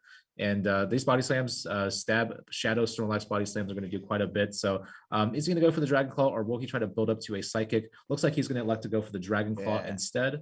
Which I really like. I know we've had a lot of psychics thrown by Latios players in this in this format so far. And okay, Snipe Bra deciding to take that damage, knowing that he might reach another body slam here, but loses CMP to GCB. So if you're Snipe Bra, what do you do here? Do you? Looks like you just let it go because you are going to get farmed down if you try to shield as the Snorlax. So he likes to let it go. Probably going to come up with the Mew here, I expect, and get some farm for himself. He does have a shield advantage that he carved out for himself, which is quite nice. Going to be good for the. Oh, he's come as an Excadrill. Interesting. I think Mew. I think I agree with you, Jay. I think Mew would have been the better choice there because you can get a lot of extra energy with those super effective Shadow Claws. But coming in with the Excadrill here makes a little bit of sense because you're resisting the moves. But yeah, you're up a shield and you resist the moves. So I think he's just going to try and go for an energy advantage and try and use this energy advantage with the shield advantage to really put the pressure on GCB here on his back Pokemon, because Excadrill going to have a lot of coverage pretty much against everything in that Master League can throw at you with, Rock Slide for the flyers and obviously Drill Run for everything else hitting. Oh, and this is a Dragon Breath Gyarados. So, oh man, Excadrill definitely the driver's seat here, but is very squishy and going to take quite a bit of accrued fast move damage here. So a little bit worried in this case. Is the Excadrill going to have enough staying power to KO both the Gyarados and the Excadrill, or are you going to have to bring in Mew here to rely on it to do some work? So going to show this Aqua Tail up. This is a good call here because I think that GCB is starting to, or Snipe Bra is starting to realize how valuable this Excadrill really is. And it's kind of up to GCB here. Are you going to shield this? He lets it go. Yeah, so you have to let it go there. You're just going to get outpaced, and you need the shield for your own Excadrill in the back here. He's going to have to try and farm down. He is going to have to shield this Drill Run. And then I can't remember the move set the Mew set. The Mew. I like that. This Mew has in the back. Oh yeah, it does have Flame Charge here. So okay. I think. Oh, this is the Ice Beam one. We'll have to. I think one Flame Charge with the Dragon Claws will be very close to being enough here. Mew should be able to take at least one Drill Run. Oh yeah, definitely going to be able to take one Drill Run. Wow. And then going to be able to shield another. It all is just going to depend on how much this Flame Charge does. And there might be some Shadow Clawing down after the Flame Charge here. So I'm going to be very close first matchup. He's able to hit the Flame Charge here. Let's see how much damage this does. This way we'll have a good idea of how much damage we're going to be expecting. But Mew going for the Flame Charge here, it does a substantial amount of damage, a little bit over half, right? Yeah, going to be able to claw the Shadow Claw being boosted in the back. Yep.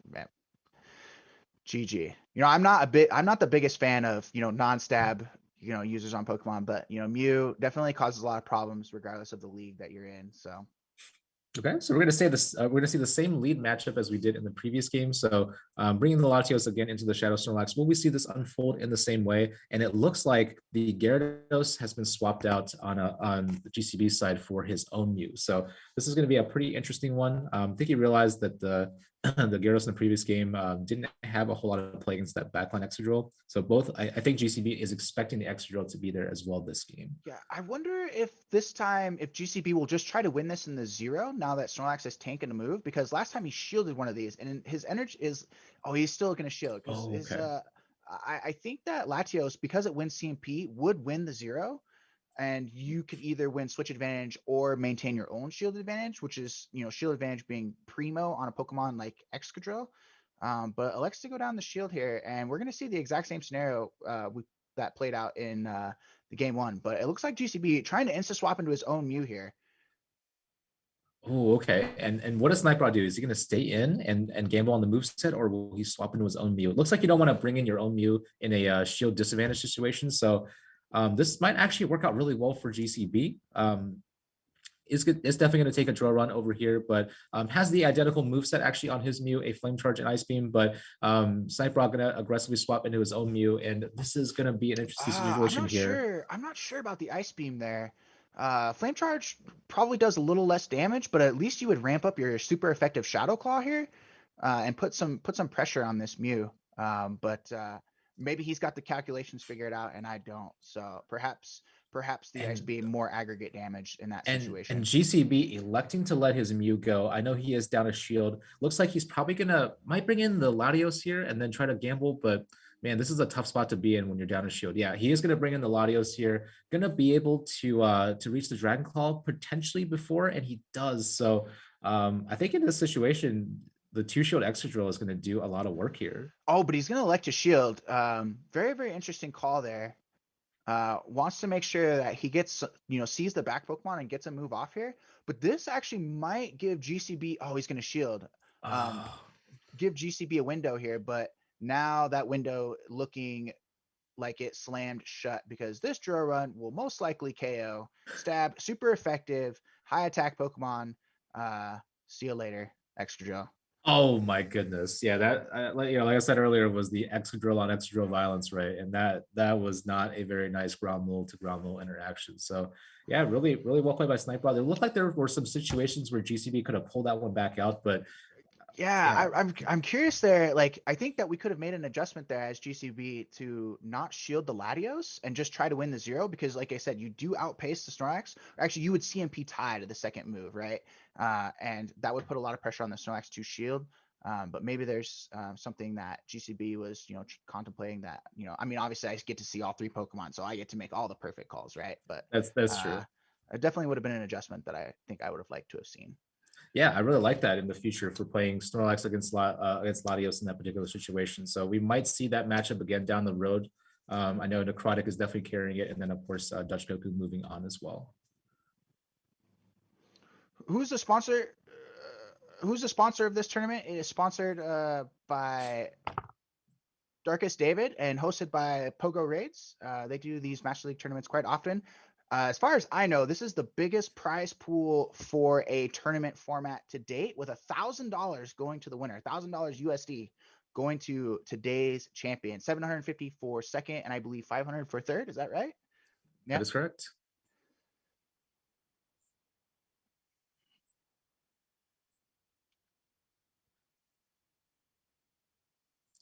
Yeah. And Zionic electing to donate the third place money to this prize pool.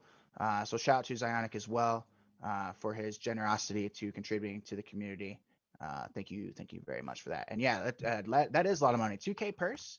We'll go to the winners bracket of the second round here. Necrotic Fate versus Dunebug. This is the matchup that I think is going to be very, very exciting. These two battlers played very, very well in their first round game. They have very, very interesting teams. That Blaziken looking very strong actually against Dunebug's team. So I'm curious to see how Dunebug is going to deal with it. How Necrotic Fate deals with the Swampert. Because that's also going to be very good. I think that this is going to be hopefully a 3-game matchup, and I'm very excited for it. Yeah, I am too. That Blaziken, of course, very impressive in the opening round here, and it looks like it has play. Yeah, you're right. Only Gyarados and Swampert are going to give us some trouble. So I wonder if we're going to see Necrotic Fate bring in his own Gyarados to potentially catch one of those water leads, and then maybe have some dragons to back up the Blaziken. But I do think Blaziken could potentially be the star of the show for Necrotic Fate. Yeah, it's just I think alignment is going to be a huge thing here because Necrotic Fate doesn't have that safe spot Snorlax that I've been rambling about for the last 5 sets. But he does have Garchomp, which covers Dunebug's team very, very well also. So I think that the Obama Snow Garchomp lineup is going to be crucial here for both players, with Blaziken having a lot of coverage, Swampert kind of having some counter coverage against some of the Pokemon that Necrotic Fate is running.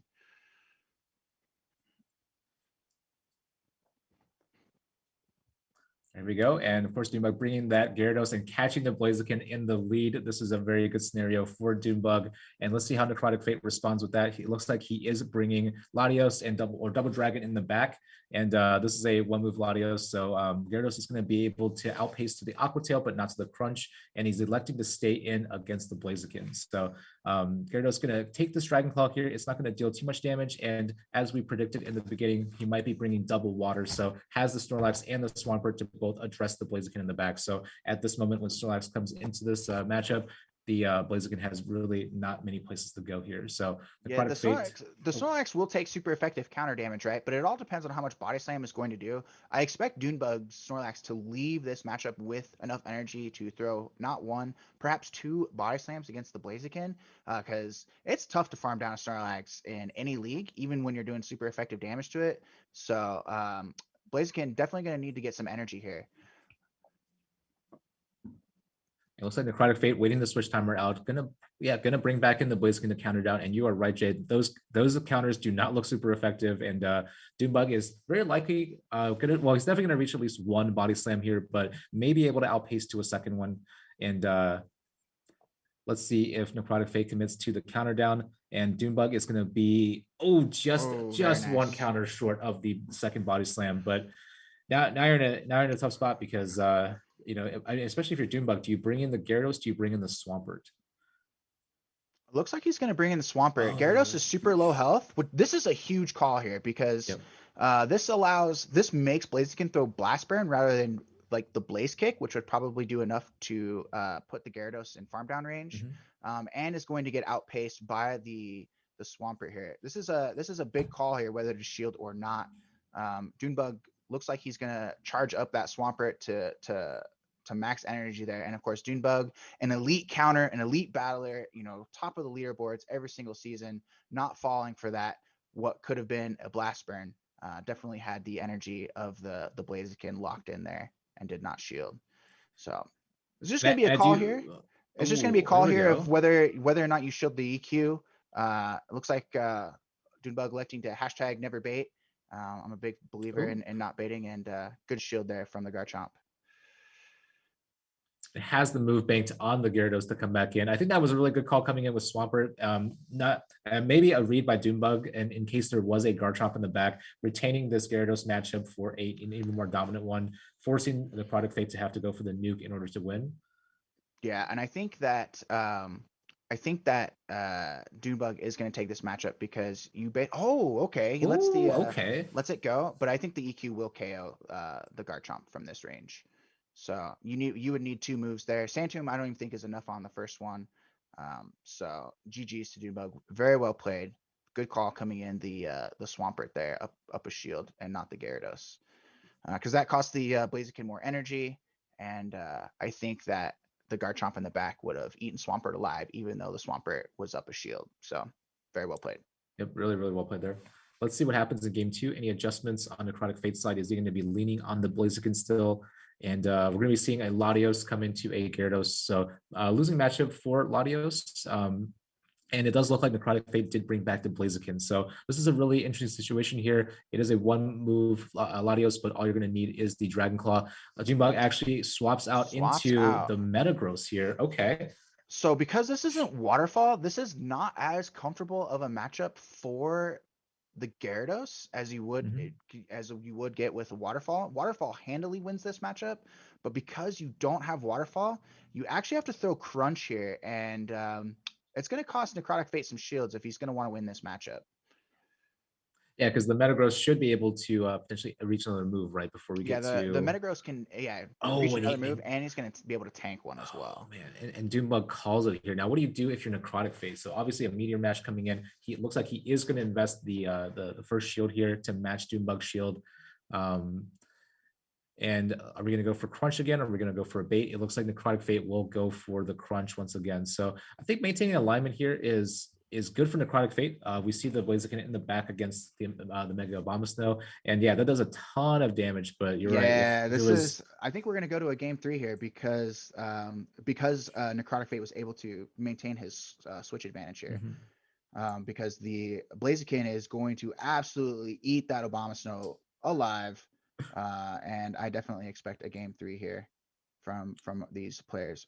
Really interesting call here. Dunebug going for the farm down. Elected not to throw and deny that energy. I guess we'll throw that energy into the Latios. And I'm curious to see if Latios winning CMP there. CMPs are huge. So yeah, this puts a lot of pressure on the Gyarados here. What do? You let the energy go. He You lets it try to keep the go. shield for the Obama Stone, try and win, and that's what he's gonna do. Makes a lot of sense And, there, but unfortunately met with yeah, met with that the is a Blaziken lot here. of damage. And I Big think old damage. conceptually, I like the way that Dunebug structured the team right there. It was an ABB team, right, with the Metagross hoping to swap or to draw out the Blaziken and Mhm. have the Mega Bombs on the back, but had that Gyarados in there as insurance for the Necrotic Fate side. So really well played here. Dunebug let that I go. wonder. I'd have to look again, but I think that as the Metagross, you can possibly flip the 2 shield versus the Gyarados. But I'm not entirely sure. I'd have to look at that matchup again. Because I didn't play a lot of Metagross in Master League. Oh, you But I did? did Oh, play that's right. You were playing double flyer, right? yeah, That was triple your flyer. Yeah, triple flyer, that triple was flyer. So I'm very familiar with water ball Gyarados versus Metagross. I was a boring Premier player. I played Haxor's Double Steel, so All right. okay. Ooh, Really good lead good. for Oh Dunebug here in game man. 3.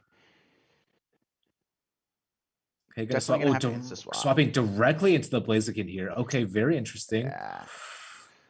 Yeah, unfortunately, this is looking like hard counter city. We called it in Yes. the before these matches started. Like, how was the Mega Obama Snow going to be able to line? Could Dunebug keep it away from the Blaziken?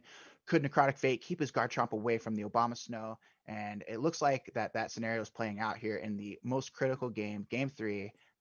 Unfortunately for Necrotic Fate, looking like he's taking a trip down to hard counter city. He is. Yeah. Very, very unfortunate for him there because he's not going to be able to flip switch advantage here, and Obama's still going to stay locked on the Garchomp.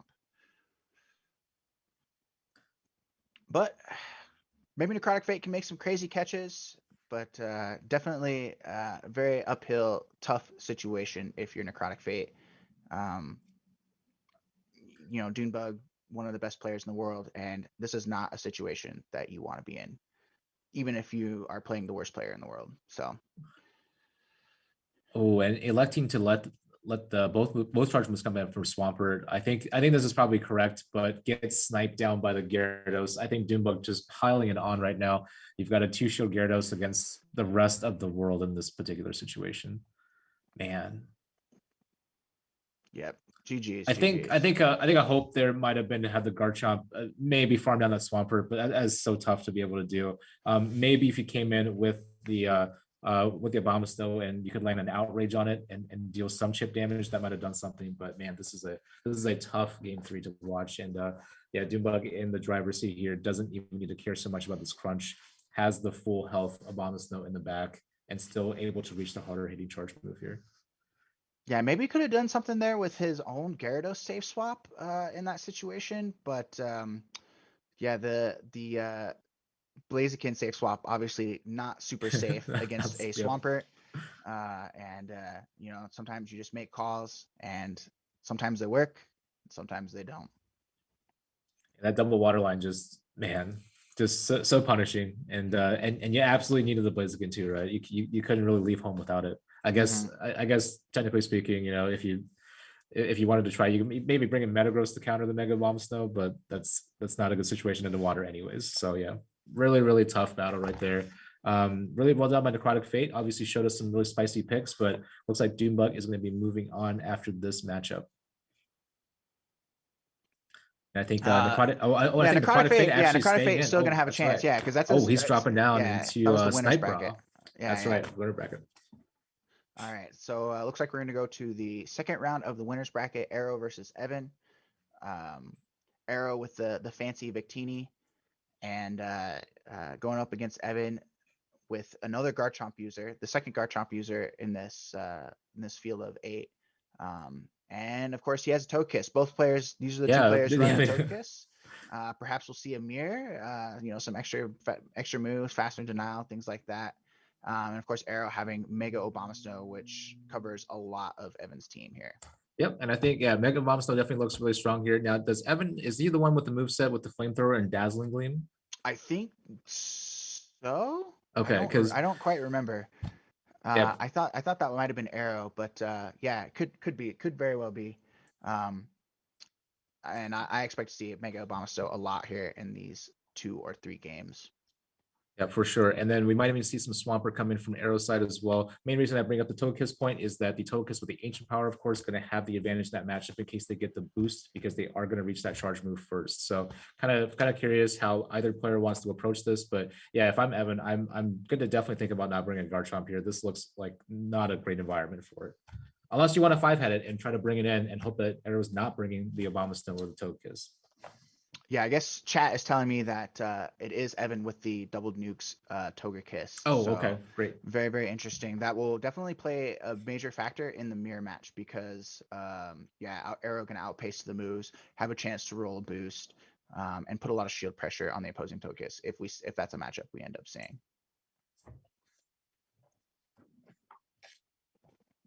All right, having Evan, and there is the Mega Abomasnow as predicted from Arrow. Having Excadrill go up against it, we see a lot of GFIS versus Mega Abomasnow, against Abomasnow in Great League, but looks like Evan's going to let this stay in here, throwing the Rock Slide. Does let the Powder Snow through, so Arrow will be able to outpace with the Weather Ball Ice.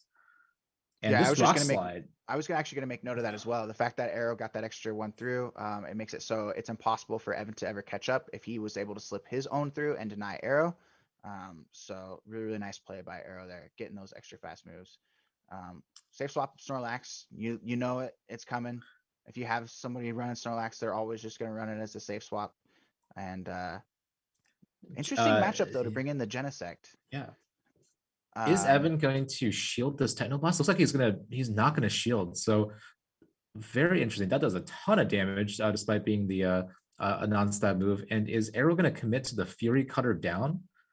Yeah, I think Arrow will commit here. He's just gonna tank the superpower. It's not gonna do that much damage. Oh, he's not going to tank the superpower. Okay. I like this play because I think he's been counting and he realizes that there's gonna be two anyways. So why not shield the one that's gonna deal the most damage and maybe get to another move?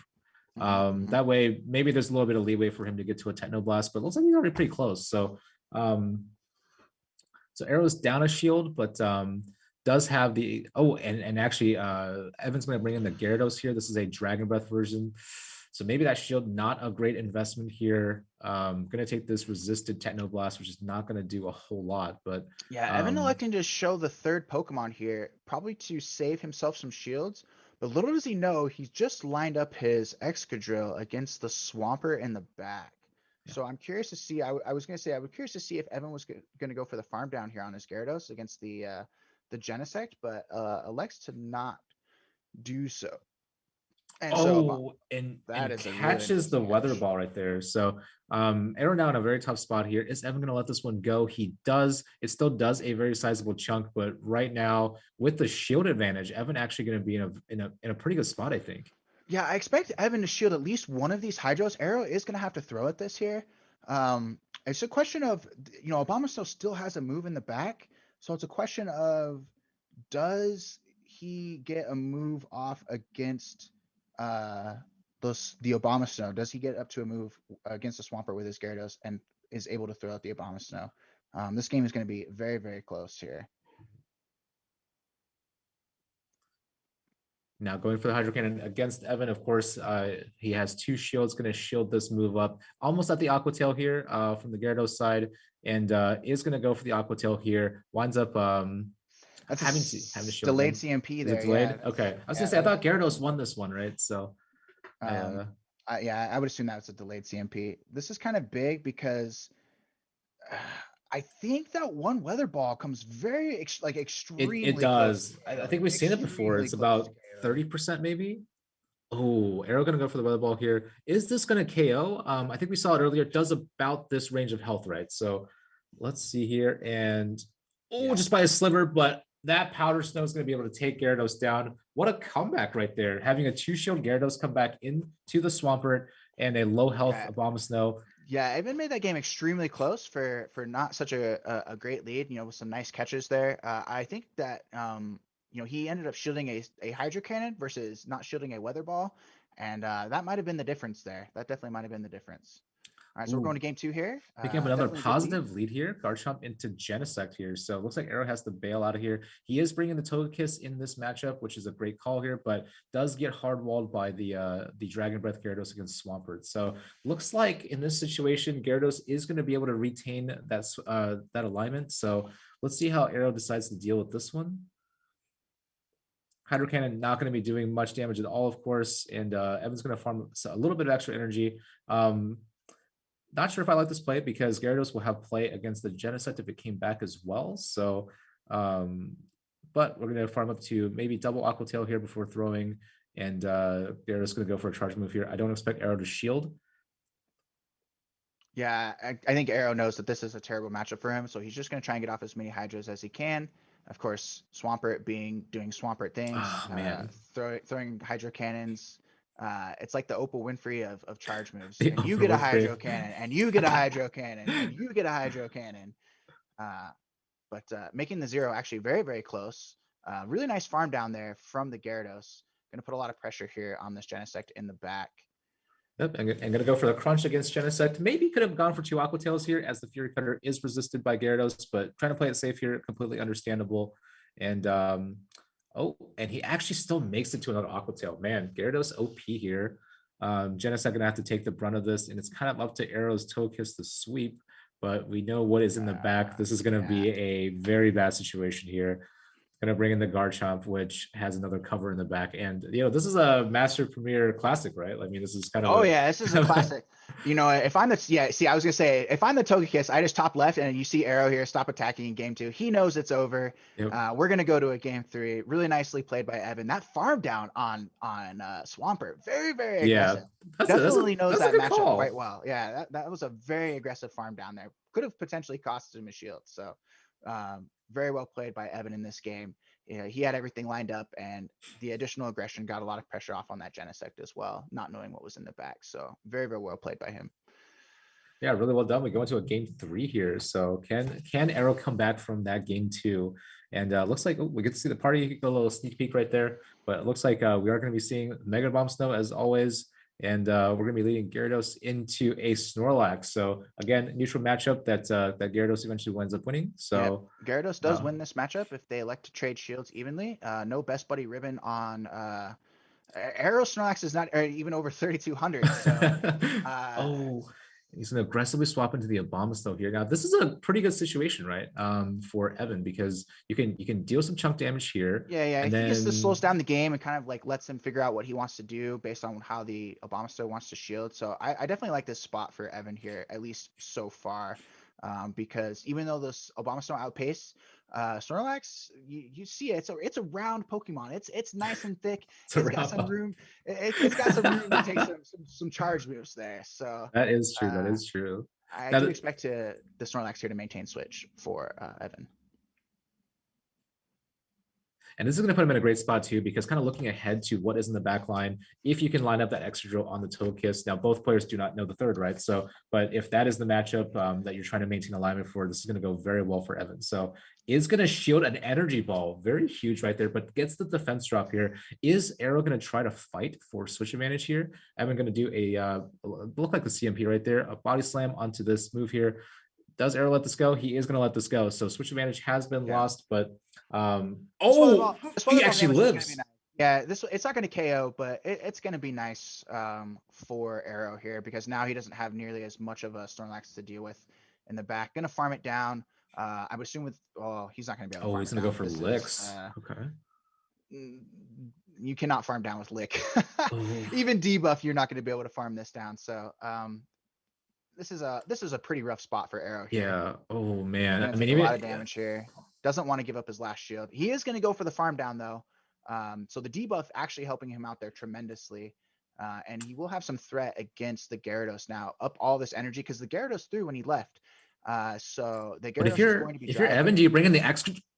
He is going to. There's we have there suddenly is a win condition because Evan unknowingly just lost the favorable alignment, is going to take the superpower, and he's going to bring in the Gyarados here. Yeah, I'm not really sure I like that call, to be honest. Maybe Evan made some call about what Arrow might have had in the back there, perhaps predicting the Swampert that we've seen a lot. But he is not going to like to see this Togekiss here. His Excadrill is extreme. That is Charm Down, Farm Down range if I've ever Oh seen my it. goodness. And with that, So, yeah, with that wow. health disadvantage, letting that body slam go. Oh my Yeah. goodness.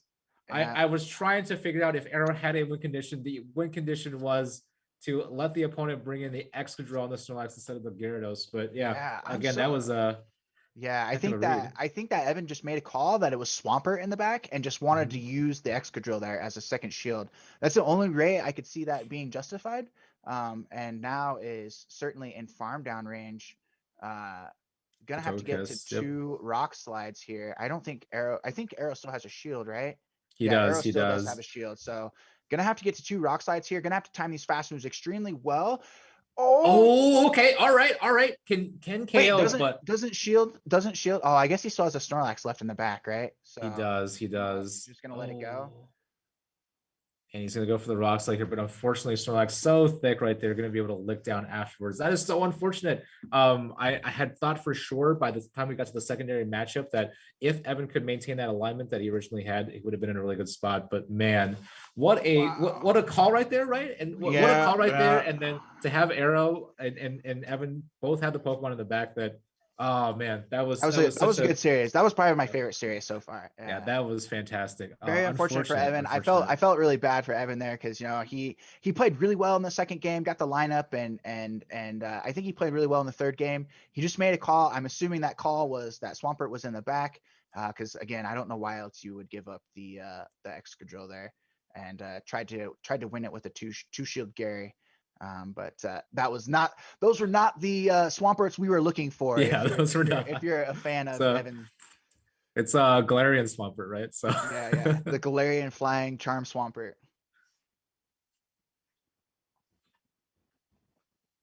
all All right, right, looks like so we're going to the losers bracket, set number 9 here. So Necrotic Fate versus Snipe Bra first.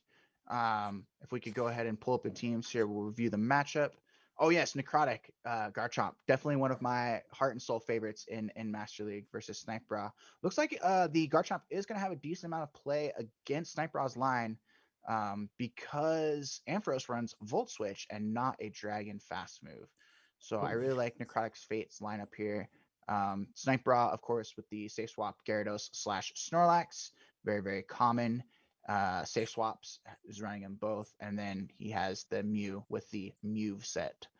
the move set. I like that. And then yeah, Necrotic Fate here. Unfortunately, in this game, that Articuno is not going to have too much play here, but I do like Blaziken still. Another fighting type against the Snorlax and the Excadrill. Excadrill very, very squishy here. Is Necrotic Fate going to bring the Blaziken once again to be able to counter that down? But again, it has the redundant Garchomp, right? But Garchomp only having Sand Tomb is what I'm a little nervous about. So I wonder what his plan is going to be able to counter these Pokemon. But definitely expecting an appearance from either Garchomp or Blaziken here, and most likely leading the Latios. I think that would be the safest one, or maybe the Gyarados. But Yeah, I maybe think maybe Gyarados maybe or the Latios, maybe for the sure. Latios to avoid the Mega Ampharos matchup potentially. Yeah, and I think Snipe Bra is going to lead the Mew, so that'll be my call. Mhm.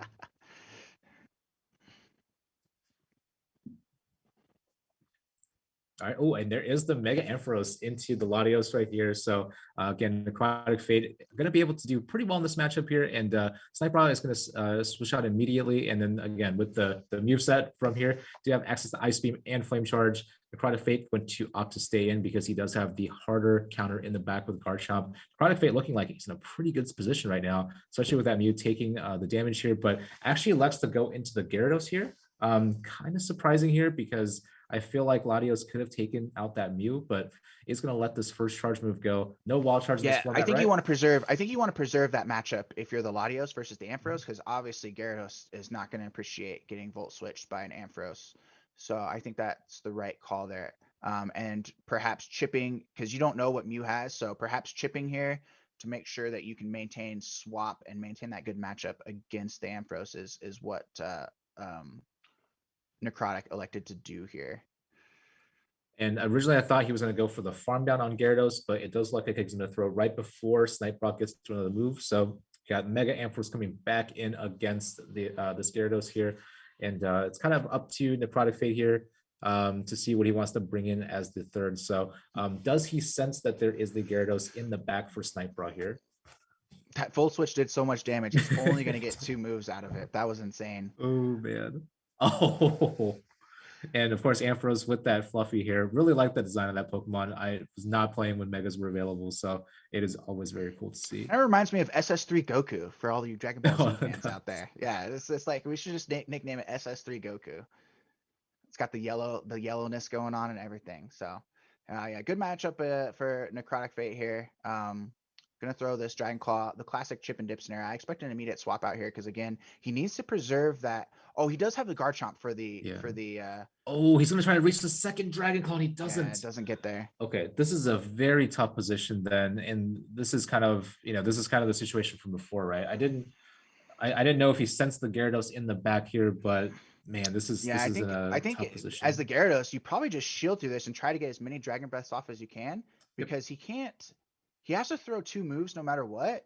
And these Dragon Breaths are just adding up tremendously. You are almost out of Dragon Pulse yourself in the back, and you just don't want to give up this Dragon Pressure for triple resisted Volt Switch. So I definitely like the call here. I would assume that Snipe Raw is going to shield. Yep. There we go. I think that we are going to see Snipe Raw picking up game 1 here. Really well played, coming back from that not so great lead. Yeah, Mega Ampharos here. I think in the original one, I thought that the Latios was going to stand against the Mew right there. But unfortunately right there, not being able to sense the Gyarados in the back, man, that was a really, really good comeback. Mega Ampharos actually just needed to throw a couple Volt Switches, right? So yeah, that was all we saw from Mega Ampharos. 2 Volt Switches. But that is okay. 2 swaps. In the second game here, we got the Gyarados mirror. So Shadow v non-Shadow, you're gonna see a similar matchup as normal versus normal or Shadow versus Shadow. So you're gonna be doing more damage as the Shadow and taking more damage anyways from the normal. So yeah, in these Master League formats, I always favor the non-Shadow because usually people don't have hundreds, where it's much easier to get 100 of a normal version that allows you to win CMP. So perhaps we try and see somebody get fancy here and throw bait in these second moves, because that's the only way one is going to be able to carve out an advantage over the other. And we've seen a Necrotic Fate just instantly going to throw the crunch here. Oh, aggressively swapping the Snorlax from Snipe Raw here, and then Necrotic Fate going to bank even more energy. This is a good matchup for. I actually haven't played for normal Snorlax. Garchomp does really, really well. I'm not too familiar with this matchup. Outrage gonna do a lot, put a lot of pressure on the Snorlax here, and it looks like he's gonna be able to tank 2 body slams. So I'm really curious to see if he just goes for the nuke here. I would assume he's gonna go for the nuke now because now we're tanking 2 body slams. Yeah, and I think it's really dangerous here because if the Snorlax is sensing it right and he shields this Outrage, like, is it gonna be able to lick down the? Oh, he's baiting. Oh, goes for the Sand Tomb here. I don't know about this. I don't know about that. I think Snipe Raw has decided that Snorlax has done his job and was going to let it go. But perhaps maybe the Outrage wasn't going to KO. It would have been extremely close. Because as the Garchomp, I don't bait against a Snorlax because because you're not expecting them to. If they don't shield, right? It's really, really not great for you. So we basically had to throw 100 energy there to take out that Snorlax when we could have thrown perhaps only 60. But Necrotic Fate here, going to have some energy banked on this Gyarados, putting a lot of pressure on the opposing Gyarados. I expect the Gyarados here, he's going to get to this move, throws it right away. So Necrotic Fate probably going to have to let this go. And we'll see how he elects to play in the back. I would assume a farm down here. With Latios, right? With Latios. But the question is, does the Gyarados get to the move? Insta swaps into the Mew. Okay.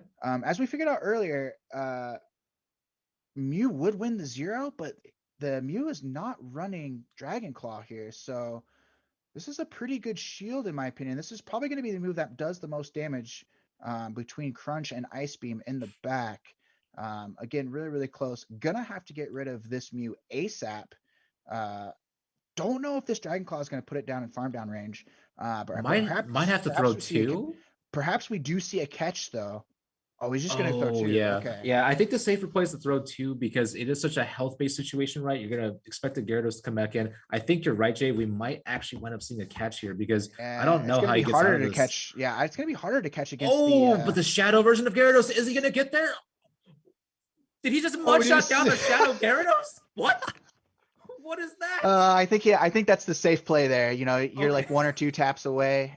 Safe play there. So instant game 2 here. Oh my Instant goodness! game All 2 right. here. I, Not much chance to be excited about game 1. We're going to a game 2 here. and we got the Garchomp and the Snorlax once again. So are we expecting the shield Or excuse to me, come? this is game 3. Yeah, Oh, this is game 3. 3. I'm sorry. Yeah. Yeah, my bad. We both got excited there, I think. Yeah, that was hype. Somebody in chat says, I think he got sniped, Oh bruh. my goodness. Now, if you're the Garchomp here, I think maybe go another Sand Tomb Outrage combo, Oh, or he's just gonna bank the yeah, just gonna energy. bank all that energy. Interesting play. I wonder if he shields this this safe swap Blaziken has not really worked out well for Necrotic Fate so Yeah, far. I have not been a big fan of it, especially here because you know that there's going to be answers. But actually, in this case here, we do have the Mew. Now the Blaziken is very low, but if you can do the same thing that you did previously that Necrotic Fate did, You need a shield, and Mew is not yeah. shielding. Mew is not shielding here. Oh. So we will probably get a shield if the second Blaziken comes through. But if Mew throws before the we're not going to see a shield here. Oh, so man. interesting call there, just to bank all that energy and dip. I wonder how Necrotic Fate's going to play out this last 2 here. Very interesting situation with the powered up Mew here. Perhaps comes in Garchomp and throws double outrage. I expect the Mew to let this go, knowing that he's probably going to get outpaced to a second outrage. And if the opponent baits, really, really good for the Mew. So now the problem comes that we're going to see the Gyarados get lined up against the Garchomp, and this is swap. It's a swap here. I'm this expecting... game's not over yet, just because the Garchomp still has a decent amount of health and energy. I expect the Garchomp to still be able to get to 2 outrages in the back, which is going to do massive neutral damage to both of Snipe Ra's remaining Pokemon. Did he just no shield an Aqua Tail? That is okay. That is crazy. Yeah, that was a really nice call. Snipe making some very solid shielding calls here. I mean, right now, because of the 2 Pokemon that are in the back, it is definitely going to be a health-based one. You got Snorlax in the back, right, with a little bit of energy left, I think, and then almost full HP. So this is going to be a very tough one for Necrotic Fate to come back from.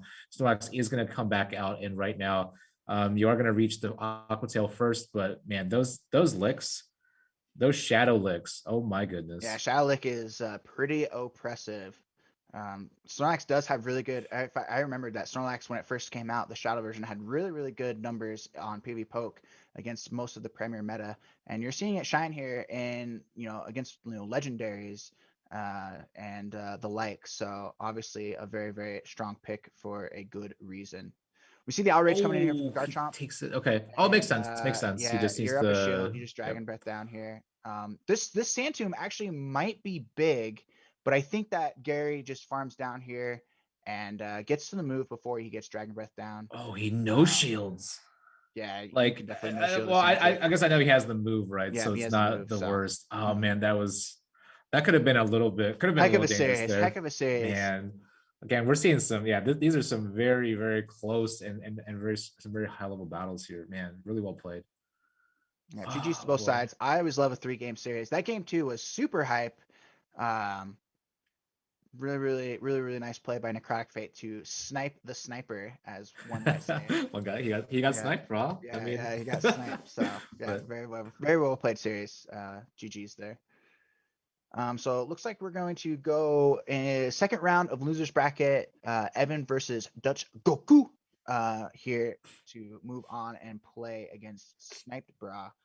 And I think Dutch Goku is in the chat, Jay. I saw a comment earlier when we were comparing Ampharos to Goku. Did we forget about our friend Dutch Goku? That's one thing I think it was calling us out. So. Oh yeah. I mean, yeah. This is my bad. You can't always pitch a perfect game. And then that last game with Snipe Bra making the huge calls, no shielding the Aqua Tail, and no shielding the Sand Tomb in that other game, even though he lost, was. I think that put him in prime position to take those games. So for sure. So we're back into Evan and Dutch Goku here. So Again, pretty familiar with Evan's team. We just saw him play against Arrow, but think in terms of this team composition, there are quite a bit of Pokemon on Dutch Goku's side that are potentially going to be weak to his Excadrill. So I am expecting the Excadrill to kind of be one of the focal points of Evan's team on the side. And then on the flip side, you have Dutch Goku here. Mega Abomasnow going to be doing well against the Garchomp. Yeah, I Gyarados, actually and expect to see Togekiss. a lot of Metagross in this game from Evan's side because of the coverage versus Latios and Mega Abomasnow, and perhaps Dutch Goku electing not to run Goku himself, but Shadow Zapdos instead as his electric type. I expect to see that Pokemon because it having good coverage as well. Against Evan's team. So it'll be interesting to see. There's going to be a lot of lineup stuff going on here. Goku not having the safe swap Snorlax, the champion of safe swaps in this meta, does have Gyarados, which does look pretty safe. I can't remember who ran the Waterfall Gyarados. I should have written that down. Perhaps Yeah, it me was Dutch too. Goku. And I also that forgot, is so don't that worry. is big in the Togekiss matchup. It helps out tremendously rather than getting your Dragon Breath double resisted. So should be an interesting one. Yeah, and I think you do win the one shield, I think, or maybe the 1-0 with Gyarados. Yeah, I think you either win the 0 or the 1 with Waterfall Gyarados. It's pretty close. It's been such a long time since I've played that. # bring back Master League Premier Niantic. That I don't quite remember. I also agree. Bring back Premier, please.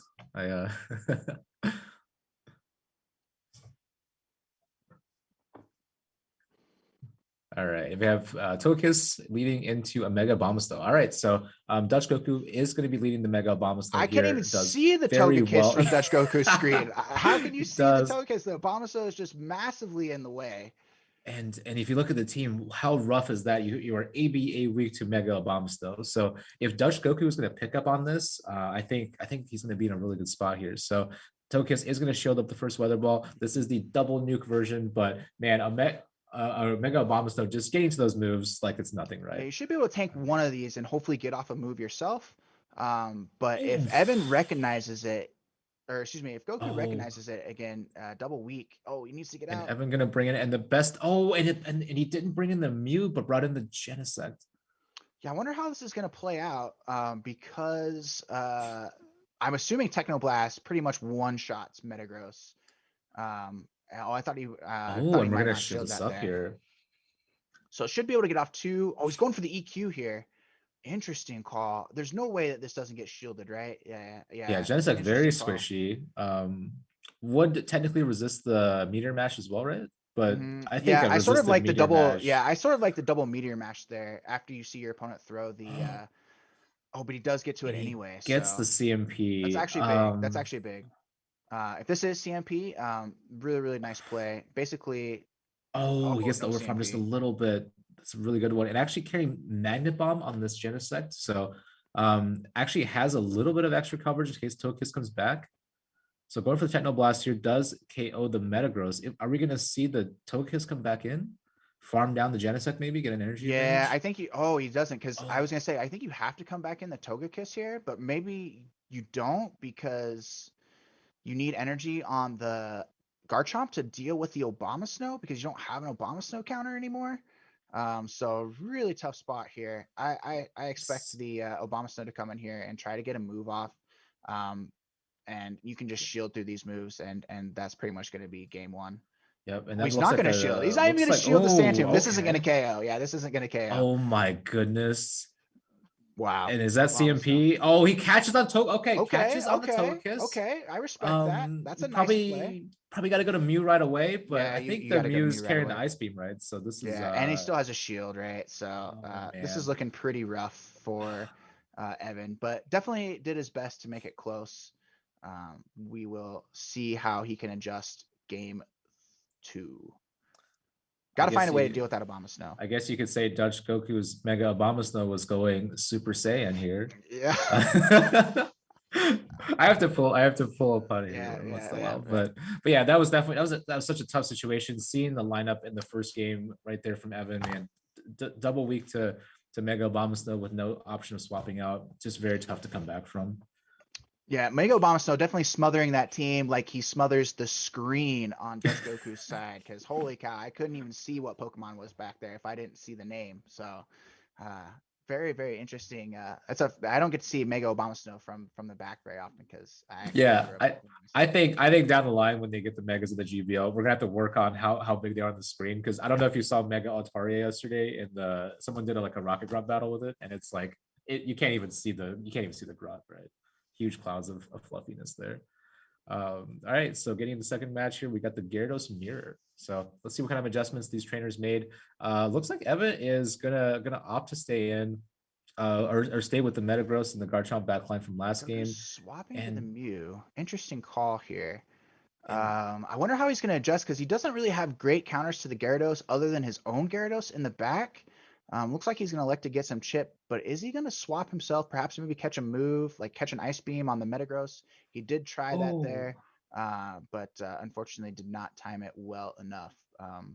Gyarados will live, but again, you need the Gyarados for the opposing Gyarados, and maybe he'll try and catch on the second one here. Yep, does oh, catch on what the a second one. catch on there. And yeah, really good discipline by Evan there to bank the energy and then swap. That way, you know that your Metagross is coming in to farm this Mew down anyways. So so now I guess if you are Dutch Goku here, I mean, your answer last time was going to be the Genesect, but you are in a tough spot now because you need your own Gyarados to deal with the enemy Yeah, Gyarados. neither trainer here having great answers to Gyarados Oh, other than their own Gyarados. But this is Waterfall Gyarados, and this is going to do a lot of damage.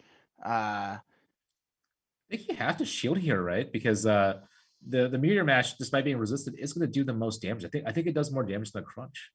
Yeah, I think it's pretty close. Perhaps just electing to keep the shields for. We will see a shield here for sure. Keep the shields for Genesect, knowing that the Gyarados is kind of low, and you resist the Dragon Breaths with your own Genesect here. Gonna get farmed down. This is what's 100 really nice energy. about Wow. this is what's really nice about Waterfall Gyarados in this matchup is you get to farm down, come out with lots of energy. Gonna have to shield here. I imagine that both trainers have a lot of energy here, so I imagine seeing an equal trade of shields here, so both can get off the Oh, moves. Really nice catch really by good catch Dutch there. Goku. I thought that was going to be CMP for sure. Um, I think Evan has the read that his Gyarados is actually really, really good in the back, and no. he is absolutely correct here. Um, does have Magnet Bomb, going to do a lot more damage than a Fury Cutter would, and doesn't want to throw, obviously, a resisted non-stab Techno Blast. So going to put a lot of pressure here on the Genesect. I expect he's going to go for the Sand Tomb here. Interesting going for the Sand Tomb here. I don't think outrage would Perhaps, KO here, yeah, perhaps but setting up a like an Aqua Tail, like being able to Aqua Tail down here, or just to try and pressure the outrage here. Yeah, he is going to get to the oh, outrage. does win the CMP before the Genesect can reach a Magnet Bomb a turn prior. So this outrage is going to hurt. It's going to undercharge it. I like this play because if you get KO'd here, your Gyarados can come and get more farms. So, oh, and Dutch Goku also realizing this as well. So this Magnet Bomb probably still KOs though. Oh, it Yeah, doesn't. he undercharges. That's a really smart undercharge because you want to give your own Gyarados some farm here against the Garchomp, to try and pressure uh, the opposing Gyarados. But it looks like Evan's Gyarados has too much health here. Waterfall going to be resisted. Evan also has a shield. So it looks like we're going to go to a game 3 here. Very, really well played by Evan. I thought that the mirror would be close, but because Dutch Goku elects to run Waterfall, has to swap out or risk losing that matchup, and did not have really a good answer to Evan's Gyarados in that line of 3.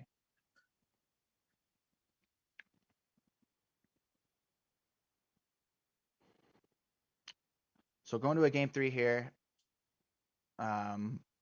We'll see how the players want to adjust to each other. You think Shadow Dutch Zapdos Goku, will make a comeback? nah, I think that Dutch Goku is going to bring Obama Snow again. Yep. He didn't bring it in game 2. I expect to see it in game 3. It's just too good to not bring. And well, it just depends on how the alignment's going to go. Oh, And of and course, you. we are covering the entire screen again.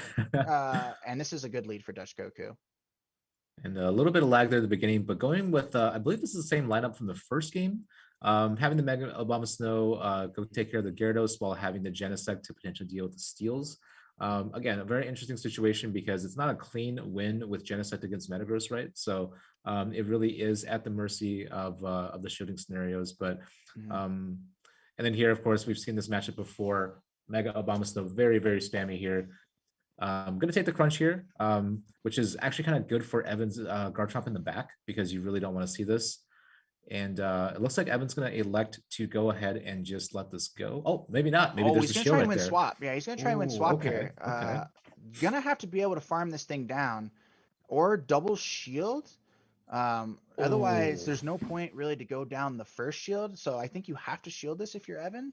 Does not Just shield. gonna let this go. He might live. No, he doesn't live this. Oh, this is so tough now. Goku in a really good spot here. Gonna mud shot down this Mega Obama Snow, and you have the Ice Beam Mew here. So I think this is really gonna come down to calling a bait here, and it really depends on Dutch Goku here. Has the two shields, right? Outrage may not KO on the first Yeah, on the outrage is first not one, gonna and he KO. lets it go. Yeah, that's a big no call there.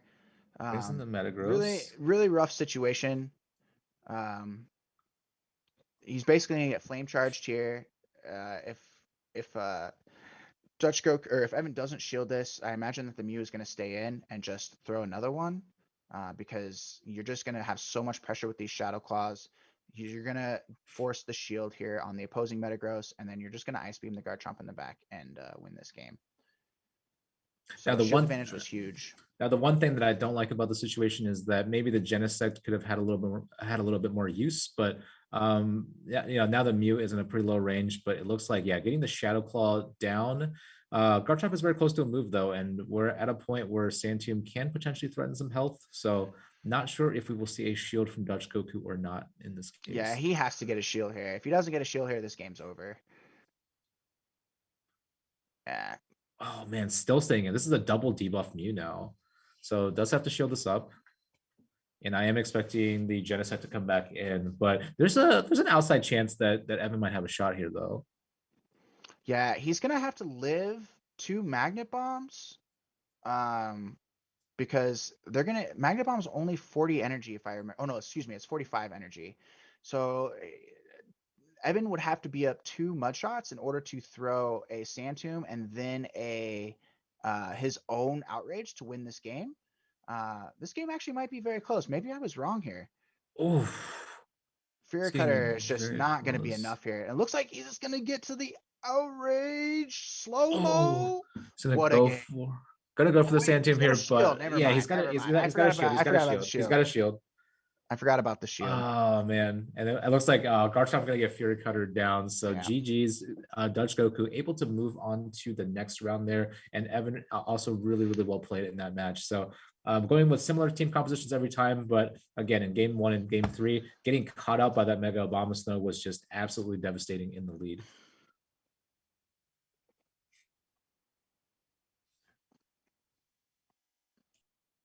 All right, so we're gonna go to the number 11 match. So that's gonna be losers bracket round 3. Snipe Raw versus Dutch Goku here. Dutch Goku, we get to see back-to-back series with the Mega Obama Snow. Obviously, very strong in that last round versus Evan. The only reason I think that he lost game 2 is because he elected not to bring it. You're definitely seeing the people that are going far in this tournament are the ones who do have Mega Obama Snow, because it's really hard to have an answer for it if you don't have like Metagross or a counter user. And so we got Snipe Raw here with his own SS3 Goku going against Goku himself. A battle of the Gokus indeed, but I don't expect Snipe Raw to bring the Ampharos that much because the weakness to Latios and Mega Obama Snow. And of course, Snipe Raw having the Snorlax, Goku does not. But Goku running a pretty safe swap. Like if Snipe Raw cannot bring Mega Ampharos in any game, I think that his own Gyarados could serve as a decent safe swap as it is running Waterfall.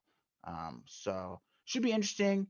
I expect to see a lot of Snorlax from Snipe Raw side and a lot of Latios / Obama Snow from Dutch Goku's side in a heated battle to make the winners final.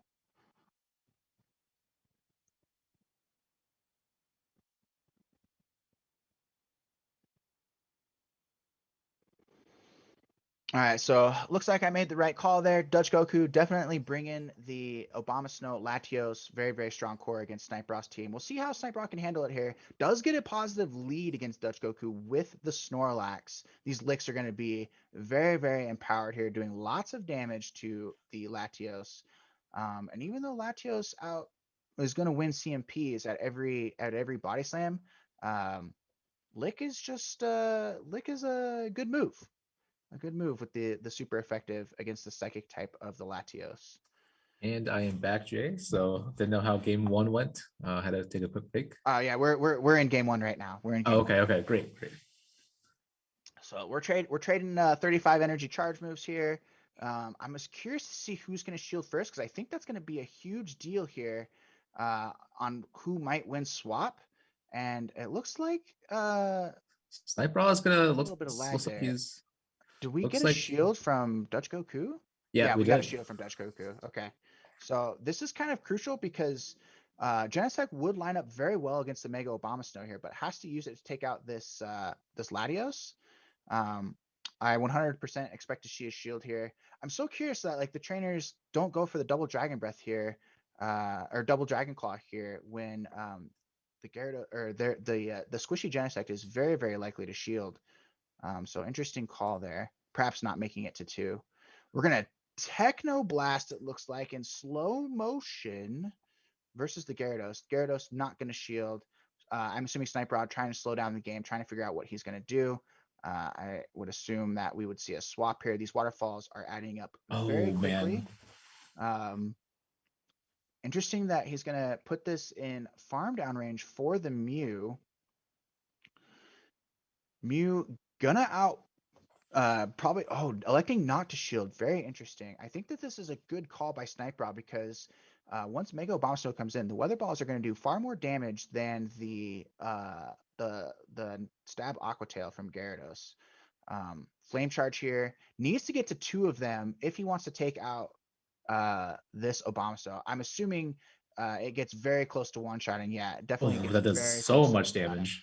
And so I expect a shield to come from one of these weather balls. I don't think the first one will KO, but I think it's very, very close. And you kind of have to shield here to put some pressure on. You need some farm for the Genesect in the back to try and throw the last move against the Gary. Looks like though he is going to get Shadow Claw down. Gyarados very, very low. We'll be able to flame charge. Gets the waterfall through as well. So this is going to be a KO on the Mew, and I don't think you can switch into the Genesect, right? Yeah, I would not transfer this waterfall over the Genesect. I think you just let the Mew go, and then you try to outpace to a. This is going to be so close. Yeah, it looks like he's going to get to there though.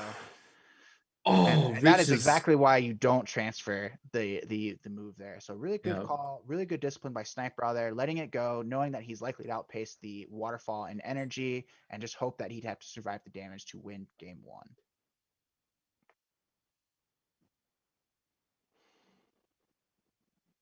So curious to see how Dutch Goku adjusts there. He did bring that core that I was talking about of the Latios Obama Snow, just unlucky enough to lead into Snipe Raw's Snorlax game 1. And I think this is a pretty neutral lead. I'm assuming Obama Snow wins just because you outpace with moves. And we saw earlier that can actually handle a double super effective flame charge. Gonna go for the energy ball there. Very interesting. I think if you're the Mew, you do let this go, right? Anticipating maybe a weather ball. And it looks like Snipe Raw is electing to let this one go. Yeah, that's sort of interesting because you still have to throw 2 charge moves at the Mew anyway. So I'm curious to know what the rationale behind that is. Perhaps putting it into farm down range for later Pokemon in the back, like the Zapdos or the Latios. Yeah, I agree. I think the main thing is like if you have Mega Bomb Snow and you know that it's very valuable against the rest of the team, you would probably want to preserve it, right? So I don't think you want the Mega Bomb Snow to be in a getting farm down situation. And great catch by Snipe Raw here to bring in the Genesect, but it looks like the answer is going to be Zapdos, which again, it's going to definitely reach those neutral drill pecks here against Genesect, and I don't know how tanky Genesect is going to be. So that was a 40. Oh my drill peck. Goodness! Please, I have a family. Oh my god, that damage. That damage was insane. That's why Shadow Zapdos is so much fun to play. Just It's like because you get when to you can do more than half damage on 40 energy. Yeah, Drill Peck, very, very strong move. Thank you, Niantic, for buffing that and giving it to Zapdos and Polion. it's like So, when shields are down, shadows that well, that shields weren't even down that at that point. But no, man, that shields does were not so down. much But that was damage. a lot of pressure. That was definitely a lot of pressure. So we're coming in here, neutral Snorlax here, taking another move, just gonna try and two-shield his way through the Obama Stone in the back. I do think that Dutch Goku's gonna be in a good position this game, just because he has the full health Latios still, and Mew is almost fainted. Snipe gonna have to start using those shields eventually. Can't save them for next season, unfortunately. And I'm curious to see if he can pull off another catch like he did before. I think that would be extremely helpful for him in this situation, given that his Snorlax is going to be very, very strong in the back. Does opt to go for the body slam, which does allow Mega Bomb Stone to get to another move here. So I mean, I'm the only awkward thing here is that he's actually going to shield this up. So okay, so Yeah, I like the shield. I like the shield a lot. You are going to get outpaced. One Dragon Claw is going to take you out. But if I don't remember how much energy the Mew has, so if the Mew can get to an Ice Beam, maybe this game is close. Oh, and it looks like it is going to get to and the it Ice Beam. might be able to. The issue is now you just give the opportunity here. I'm assuming Latios survives this, and now you just give the opportunity to farm down, and Latios is going to double Dragon Claw here in the back to probably take this game. But it's going to be close. Those Shadow Claws adding up a little bit. Okay. It's going to be close. I do think Snorlax will live this. It's going to be a race. Yeah, okay. Never mind. God. Shadow not thick enough. Latios. Latios pulling out that win right there by just a little bit. Man, that was so close to the end right there. Yeah, that was a very close game. Very close game. I do like the swap into the Mew right there, but I also like the shield on Snorlax because yeah, it's all health based at that point, right? So Snipe giving himself a chance at the very end there to win. And it looks like we have an interesting matchup here. This is the X Scissor Genesect, so it's gonna so this is a good matchup. This is a good matchup for Genesect here for Snipe here going into game 3. Curious to see how he deals with the shielding situations, because Dragon Breath actually outpacing in damage to super effective Fury Cutter. Fury Cutter, a great move, Kappa. And Dragon Breath totally balanced. Very balanced. Does elect to shield the Psychic here. And I think he might have tapped on the X Scissors, so unfortunately, he didn't. Okay, so he gets the defense drop here, which is not great. But that's actually huge for Goku here. He definitely needs that because he's double weak to this Genesect. He has to get rid of this thing. And does swap it out though very smartly. Farms it down, or almost farms it down, but not a great matchup here for the Mew. Body Slam gonna outpace the Mew here, and you're taking super effective licks. You're triple resisting Shadow Claw here. Snipe in a great position.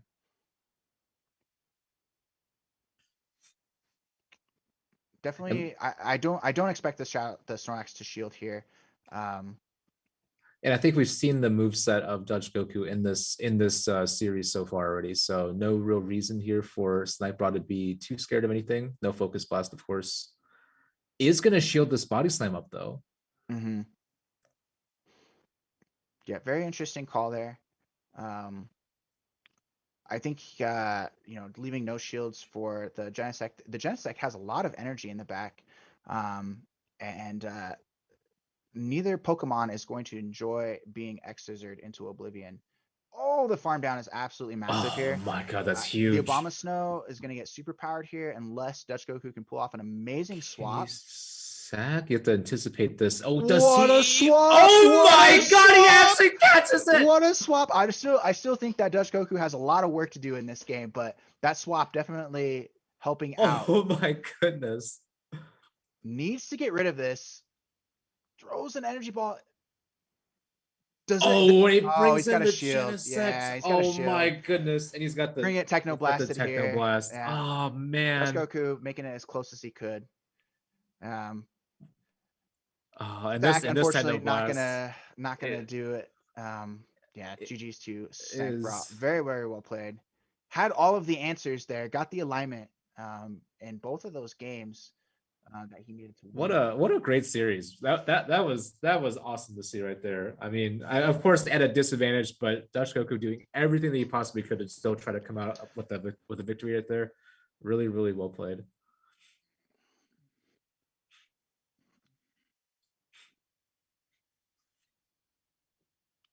All right, so now we're gonna be up in the winners bracket here. Dunebug versus Arrow.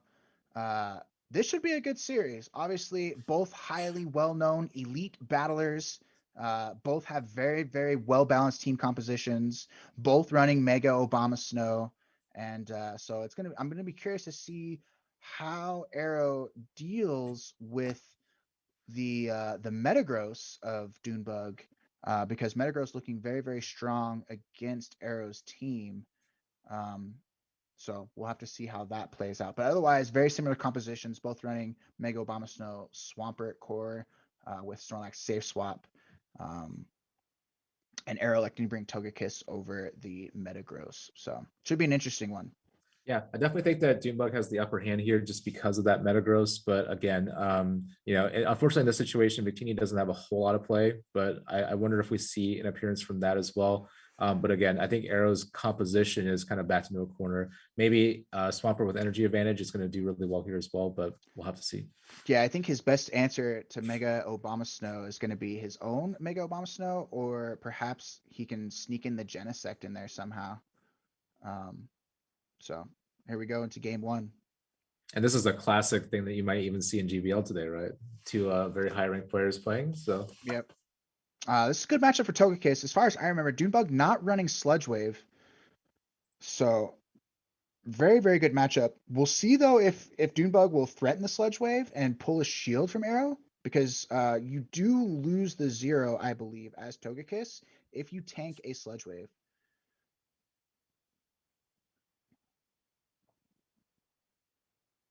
oh, and Arrow getting another charm through on the second Hydro Cannon. Mm-hmm. Yeah, Arrow knows this is going to be a Hydro because Dunebug threw back to back.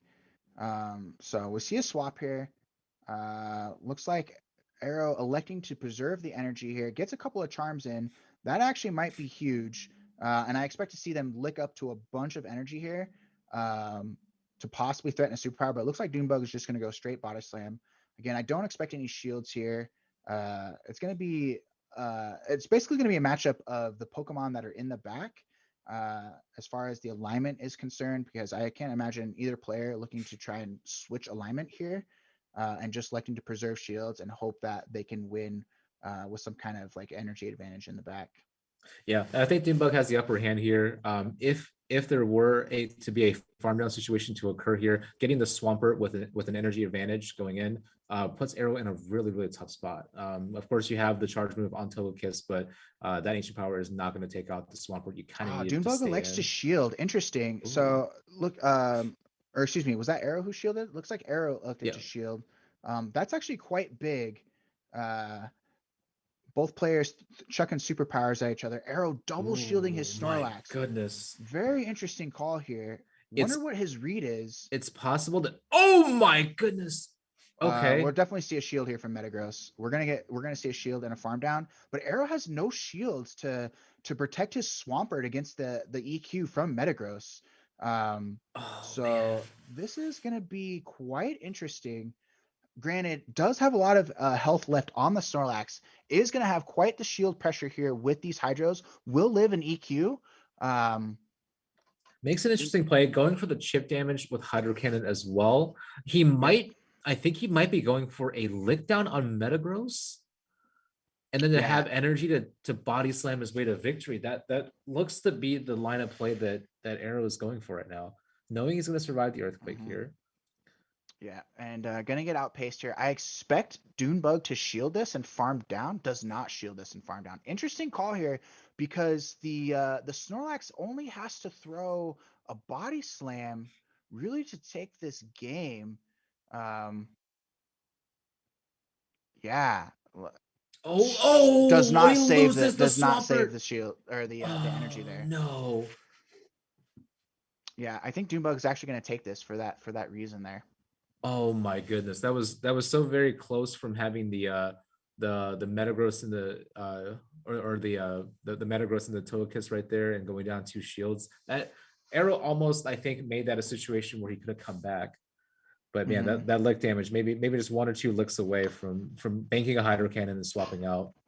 Damn. Yeah, the Snorlax mirror is always just a bunch of mind games about like who's gonna throw a superpower first, who might shield and when.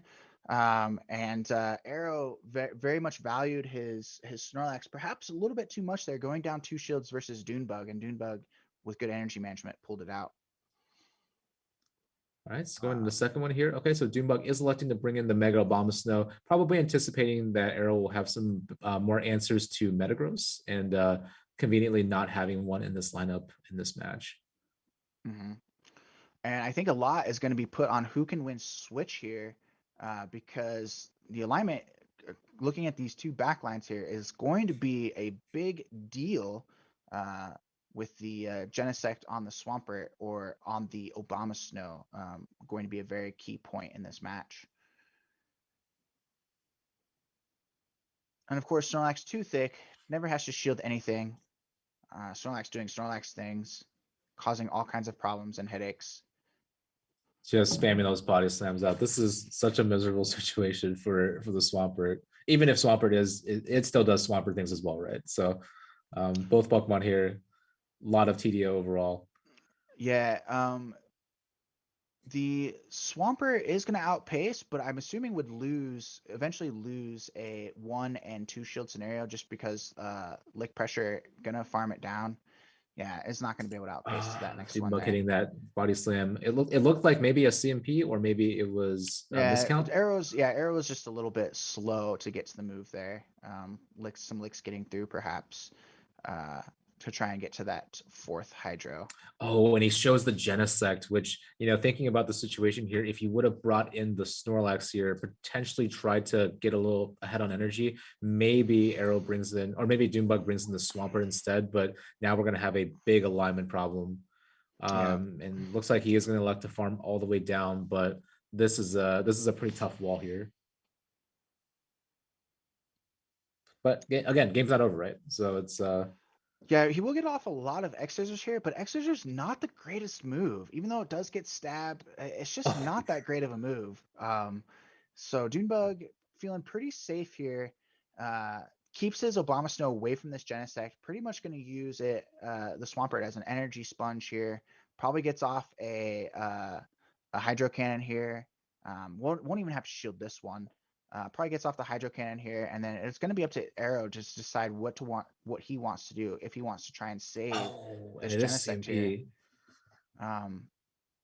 Probably would be able to farm down, but it would be very close. Elects to let it go, and I think that Arrow is in a really good position here. Yeah, also going to be able to outspam. Perhaps Arrow can go up to like 2 superpowers here and try and regain some kind of advantage, but it's looking very, very good for Dunebug. And Dunebug electing to throw the energy ball. Energy ball here. Arrow shielding. This could be huge. That is a great call by Arrow. But he gets the defense drop, and Snorlax can't swap out. So now I think that this locks it in for. I think Arrow making the good play here, going for the bait, but Dunebug's gonna call his bluff and actually. Now Arrow's in a very bad spot. I think he would need another body slam on top of this, but looks like straight energy ball gonna do a ton of damage here with the defense drop. Oh, yeah, that's a lot of damage. Dunebug gonna shield this, safely get to a weather ball, and bust out the broom against poor Arrow here. And like we thought, Mega Abomasnow was going to be a problem for Arrow's lineup, and it certainly showed here in these 2 games. Not able to really get the alignment that he needed to try and win. Oh man, and coming up just a couple of licks short to be able to farm down. That could have been, had that body slam gotten a little bit lower, we would have been might have been in position to see the Snorlax take on the Swampert one last time. So but yeah, really, really well played by Dunebug right there. And again, with that defense drop, Mega Abomasnow is so devastating when you can't swap out of that situation.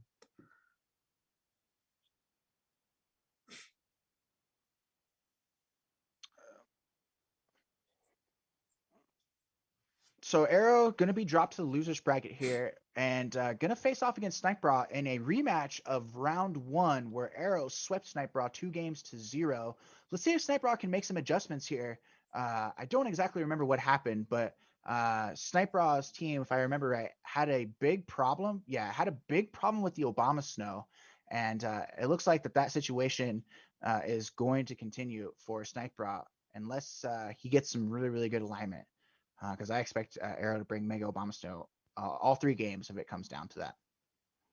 Yeah, for sure. We've cast a lot of games today, Jay. So I did also forget how that initial matchup started. But yeah, again, Genesect looks like the only answer on Snipe Raw's team. So probably not going to be bringing. I think he brought Mega Ampharos one game, and that did not go over very well. So definitely hoping to see Snipe Raw make a nice comeback here and see if he's made some good adjustments since the first round.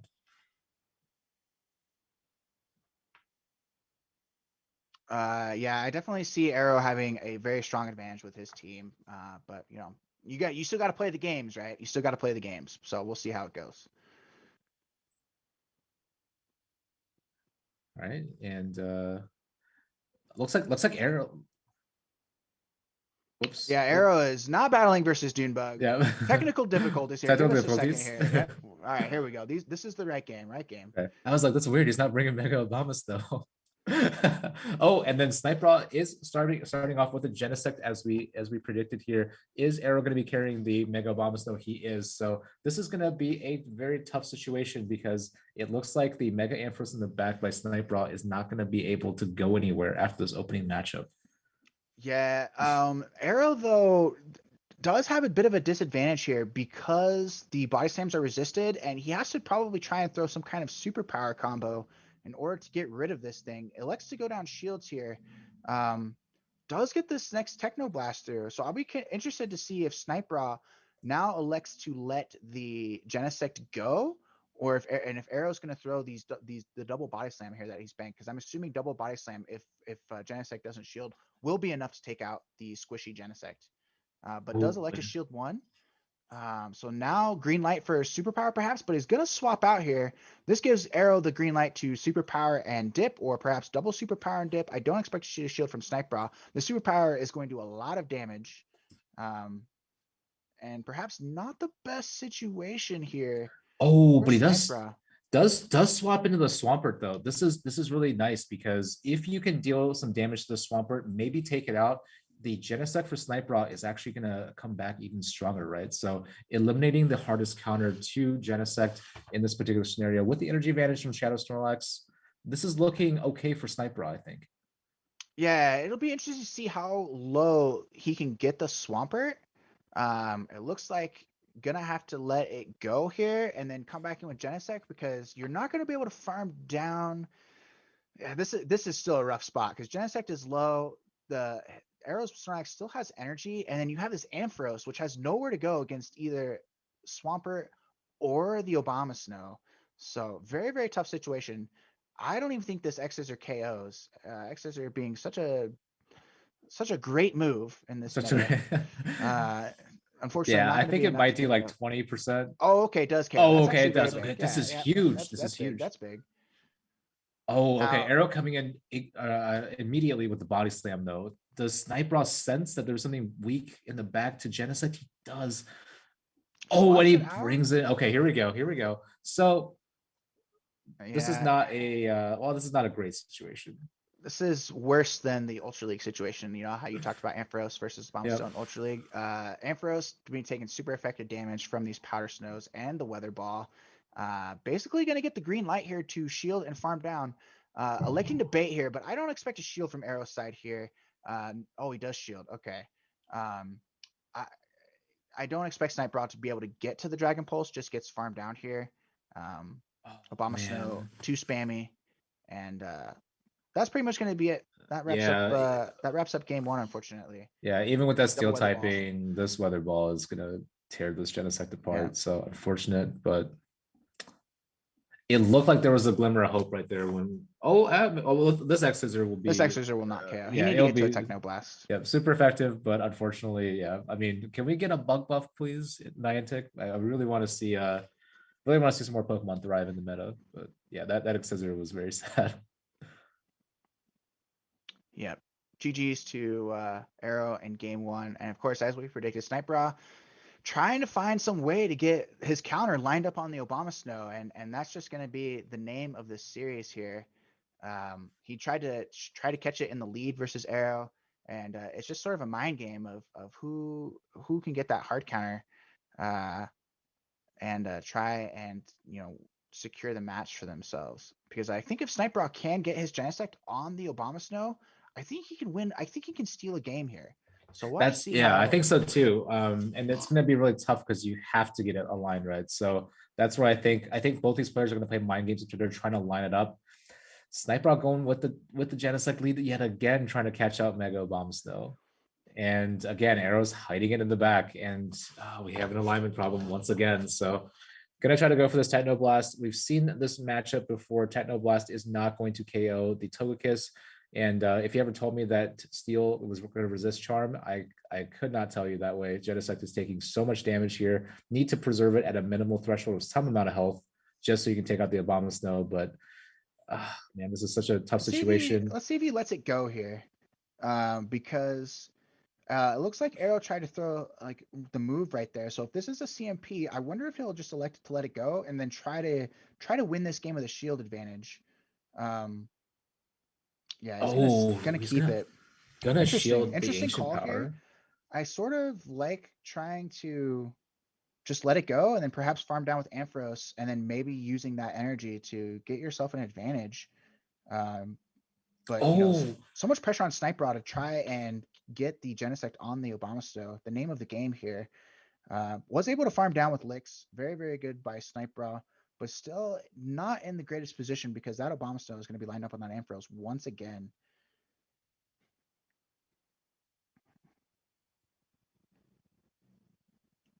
All right.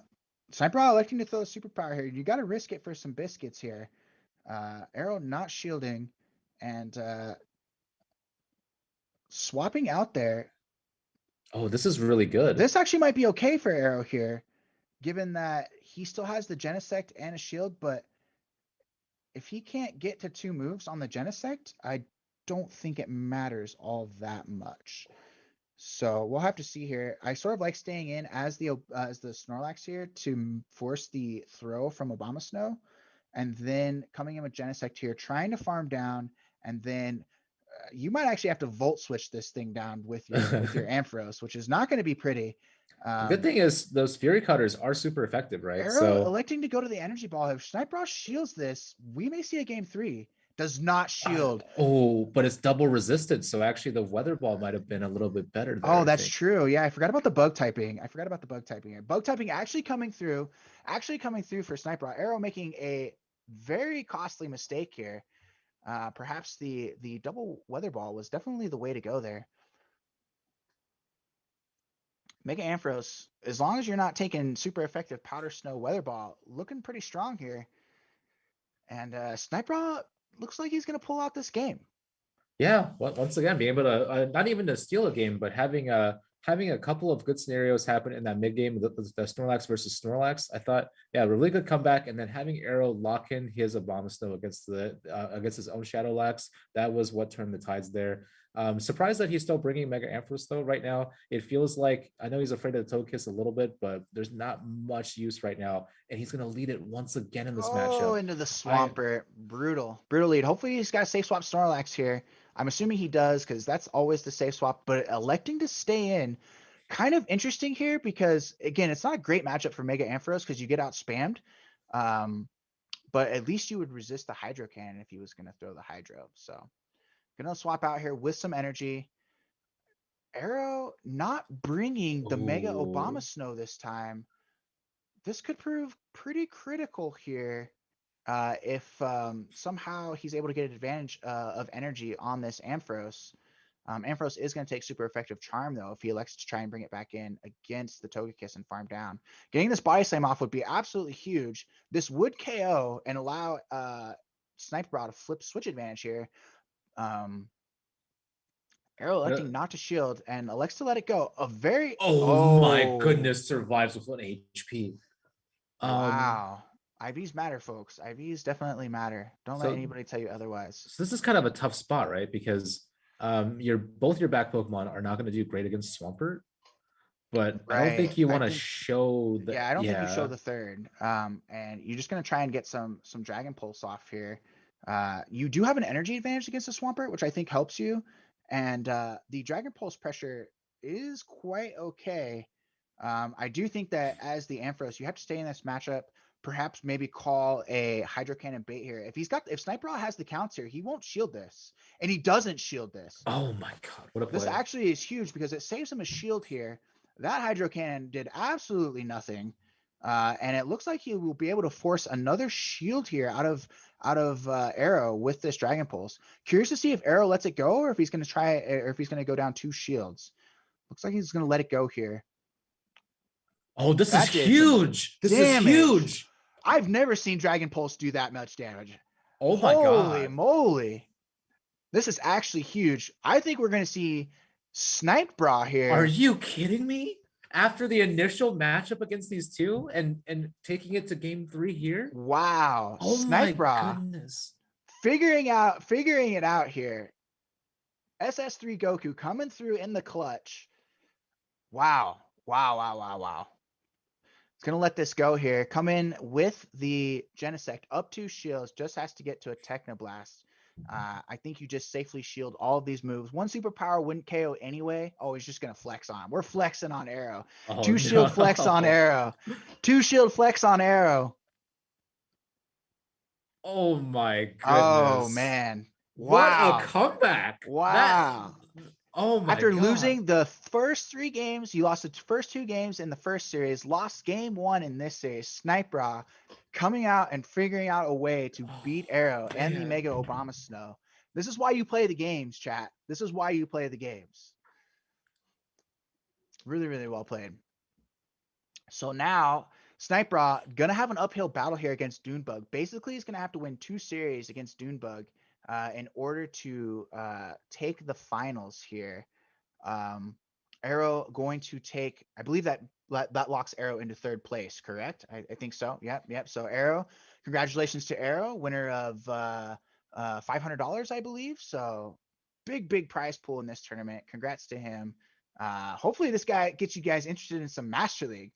It's like, if these guys can do it, hopefully you guys get inspired and hopefully these type of tournaments continue to happen in this community because this is for sure insane.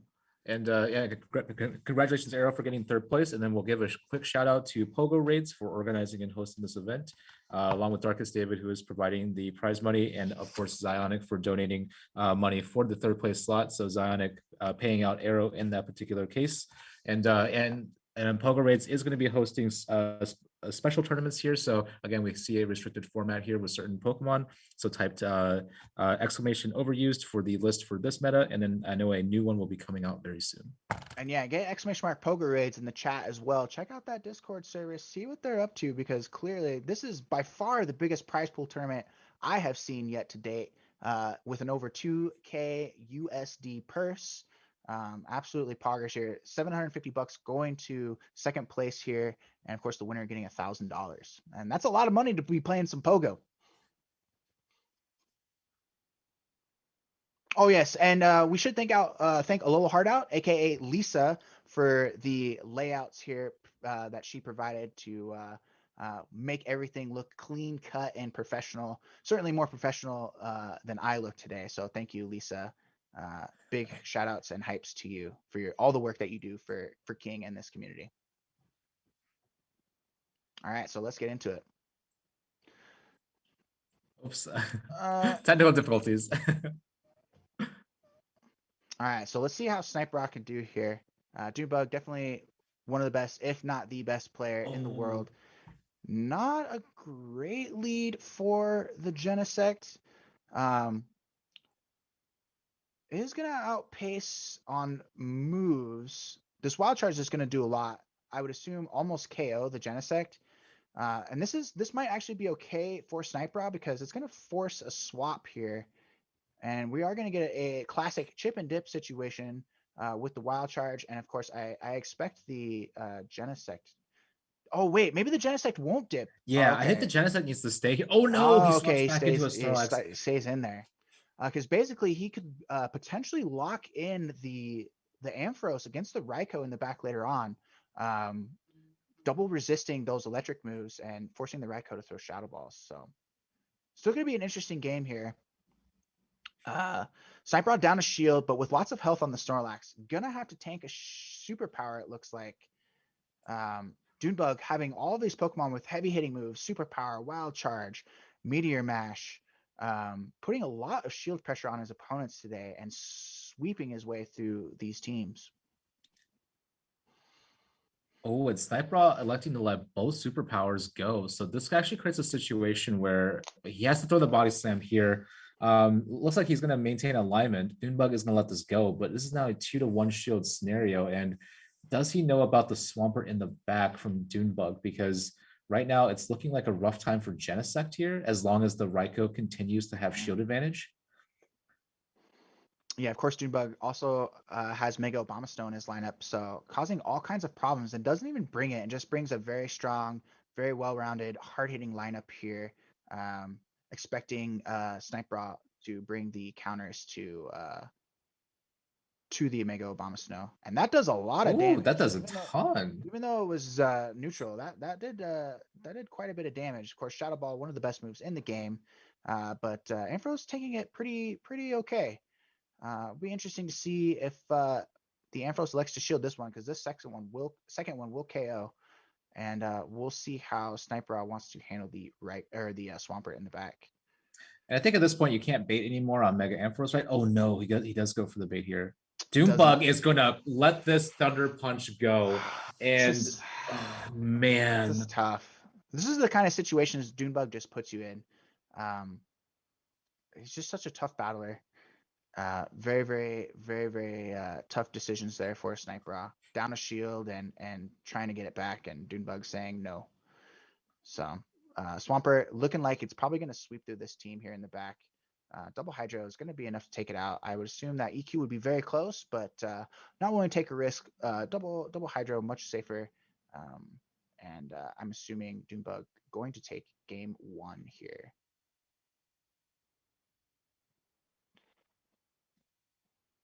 Now, there might be a small window for the Mega Ampharos to come in and get to a Dragon Pulse, but I don't think it's going to KO at this point, right? So let's see here. Are we going to get there? Oh, okay. Well, we need this Dragon Pulse to KO. This Dragon Pulse has to KO for Snipe Yeah. Just quite enough. By a sliver. But yeah, like you said, Jay, that is the highest damaging Dragon Pulse that I have ever seen, for sure. Yeah, I can't get Dragon Pulse to do half of my Great League battles. Really well played by Dunebug right there.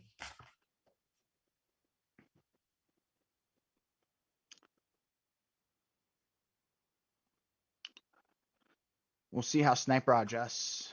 And maybe Dunebug does a little bit of counter adjusting now that he hasn't shown the Mega Obama Stone in game 1. Does he bring it in game 2? Swampert lead into Snorlax. Okay.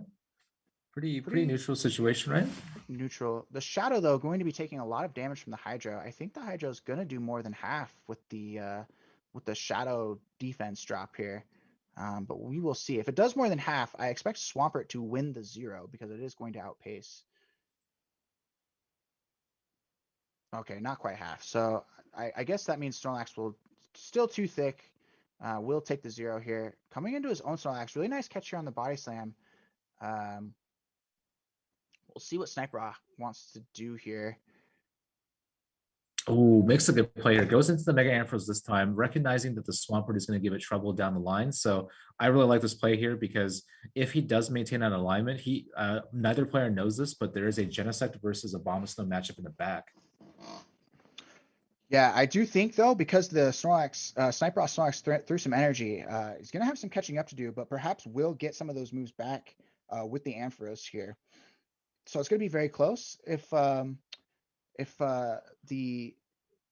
elects to come back in Swampert or just come in Mega Obamasto and farm this thing down to resist Volt Switch, that's going to be a very pivotal decision, I think, in this matchup. Oh, okay. All right. It does survive the superpower right there. And it looks like we're going to be able to farm the whole way down. So Sniper in a very good position right now.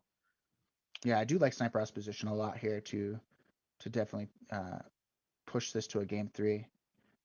Comes in right away. Elects not to shield?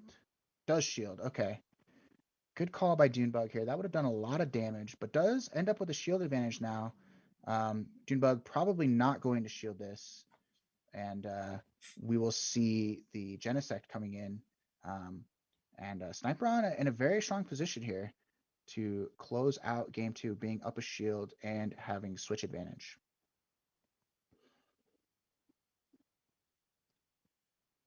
So Bombstone's definitely got its work cut out for him. Is going to try and catch. Does catch. This is probably still okay for Sniper. Slows the game down for a little bit. Swampert, even though this is going to do a lot, it's going to put it in body slam range. Though it looks like he is going to have to shield this. So that is this actually might be super, super big here. Needs to get into the the Snorlax right away. Going to build up energy. Now going to have really decent switch timers here. And hopefully the Snorlax here can get to a move before Dunebug gets to 2. That's going to be another big point. So September almost coming up, but not quite. So Dunebug probably gonna, yeah, have to let this go on the Swampert here. Looks like Mega Abomasnow would need to be overfarming by quite a bit, but this is a pretty big wall, right? With Genesect. Yeah, you have to farm this down. You can't throw energy here if you want to try and have success. And Dunebug in this game is going to have to throw here. Too much blick pressure here. All the Genesect has to do is get to 2 X scissors, and we are going to a game 3. So really, really nice play by Sniper there. Got the nice neutral lead matchups. Snorlax too thick, was able to keep and maintain switch advantage for himself, line his Genesect up against the Obama in the back. And it's just sort of the theme that we've been talking about most of this tournament for the Genesect users versus the Obama Snow. Can you get it lined up to give yourself that advantage you need to close out the games? Oh, he's gonna go ahead and Fury Cutter down right there. So man, Sniper coming back, tying this up right. So going into that decisive game 3 of the set.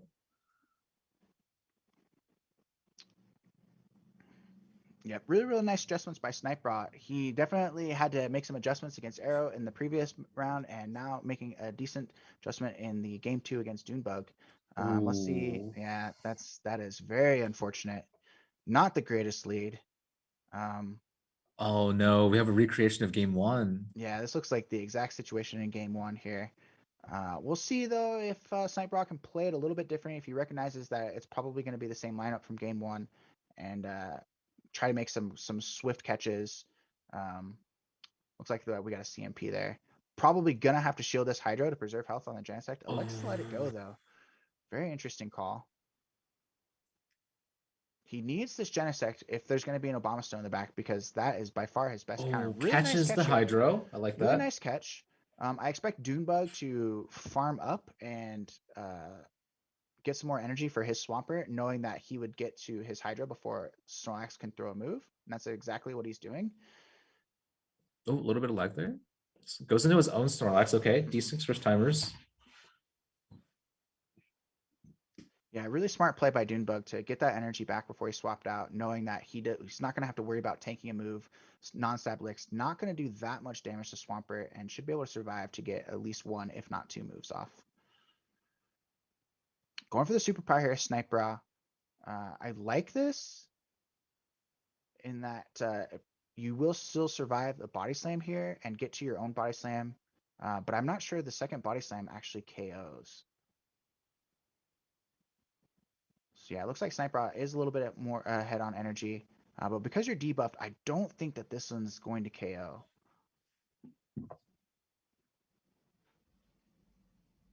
Dunebug though electing to Oh, shield. Dunebug shielding this up. Okay, That okay. is actually pretty big. Gonna Oh, farm is he up gonna lots of extra. might commit to Okay. a? Oh, I was gonna say maybe a look down, but there's the body slam getting a Yeah, little bit wants to make ahead. sure he gets off some damage with his Snorlax on whatever comes in the back, because he's not in farm down range of the Genesect. And elects to come in Mega Ampharos. I like this call a lot because you are going to get some energy. You can tank a superpower here, and the Swampert is only at a Hydro Cannon, so not enough to pressure, and is in Thunder Punch range as well. So this actually might be huge. This shield advantage might be huge for Sniper. You got to come in with the Bomb of Snow here, right? So let's see. Oh, he's going to go directly for the Dragon Pulse this time. So with one shield left. I like this call a lot because you know you have energy on your Genesect in the back, and this puts maximum pressure, does Oh maximum my damage. goodness. Got to swap That- out now. X0. Oh, okay, good. This is still. Oh my God. The Swampert is incredibly low here. Yeah, Exorcist is going to be enough to take it out, and I think he's going to outpace too. Oh my. The next move. This game is going to be extremely close. Those throw. Okay. Oh, this is still fine though, right? I Because think that Sniper is in a decent position here. I- Has to let this go. They're tied for shields. oh, he's got to just Fury Cutter down here, I think. Perhaps he can think that he can get to a Thunder Punch. If he can get to a Thunder Punch in the back, then throwing this is worth it. But it's going to be very close. This game is going to be extremely close, down to the wire here. Oh my God. I think he just let this go. I think you have to shield and get more. Get more Fury Cutter damage off? Yeah, more Fury Cutter damage through. Does he? Oh, because you have to throw twice, and Dunebug's not at the move. So if Volt Switch is enough to KO here, we will be going to a second series. Oh my God! Does it? Oh my God! The Switch, resistant baby! Volt Switch taking it out. Wow. Sniper turning his shield advantage in there into a game 3 win against Dunebug. Sniper really turning it on here in these last few sets, going down in the first game and coming back to win. Mad props. That is not easy to wild. do against two of the best in the world. So that gives Dunebug his first series loss. Both of these trainers now having one series loss between them, and we will go, because this is double elimination tournament, we will go to a second series here to decide the champion. Or we're gonna get some channel prediction points here on the last set of the day. Of course, I'm so glad that we actually get to see a final set here. Everybody, picking up a loss at some point in the day. And makes the tournament more exciting. So get your channel points in there. It'll be interesting to see how Dunebug comes back here. Is he going to be playing the same Pokemons? That Raikou worked really well for him in game 1, but elected not to play it in the last 2 games. Or wait, he did play it in game 2. I think he played it in game 2. Yeah, he played it in game 2 and lost. We didn't see Metagross there at all. So Snipe with the Genesect, bringing it every single game, definitely has to, because that Abomasnow applies so much pressure to his team. So we will see how these two adjust, if we get like a very similar series or a completely different one.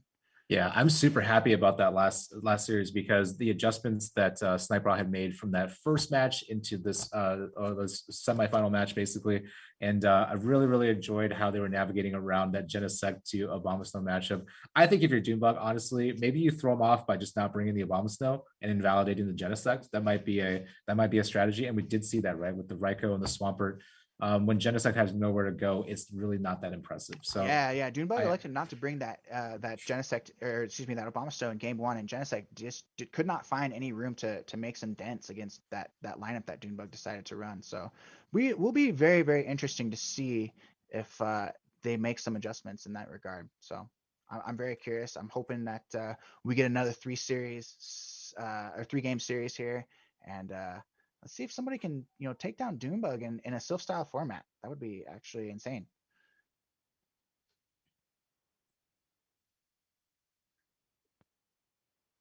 Okay, so for the last series here, we are going to be seeing all 3 battles from Snipe's perspective. Dunebug perhaps running out of memory on his phone from all his other Sylph battles and recordings. So gonna be one perspective here, and let's get into it.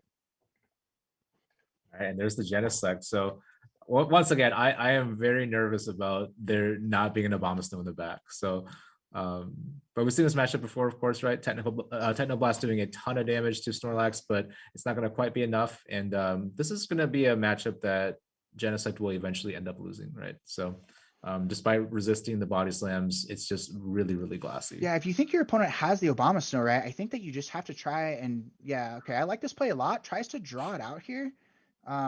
We'll be able to tank these body slams from the Snorlax and get some nice farm for himself. Gonna like the superpower. I expect a dip here.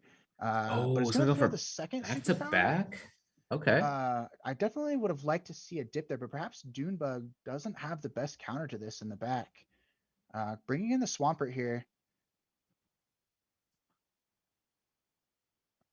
I don't think that the Ampharos is quite in Hydro Cannon range yet. This Dragon Pulse is going to do a lot. Oh, he does opt to shield it. I think he might try to go for the second one. Yes, I Because think this Swampert will. is such a huge threat to the team. Yeah, I think this will draw a shield here, and this the fact that Swampert is such a threat, giving an opportunity to. It's not going to KO, but perhaps put it in farm down range for Genesect to do some things in the back, knowing that the Snorlax is energy dry. Oh, and Dunebug lets that go, and he escapes with the Ampharos. So potential sack swap later on, or maybe be, able to do some chip damage here. So we've seen Snorlax and Swampert already.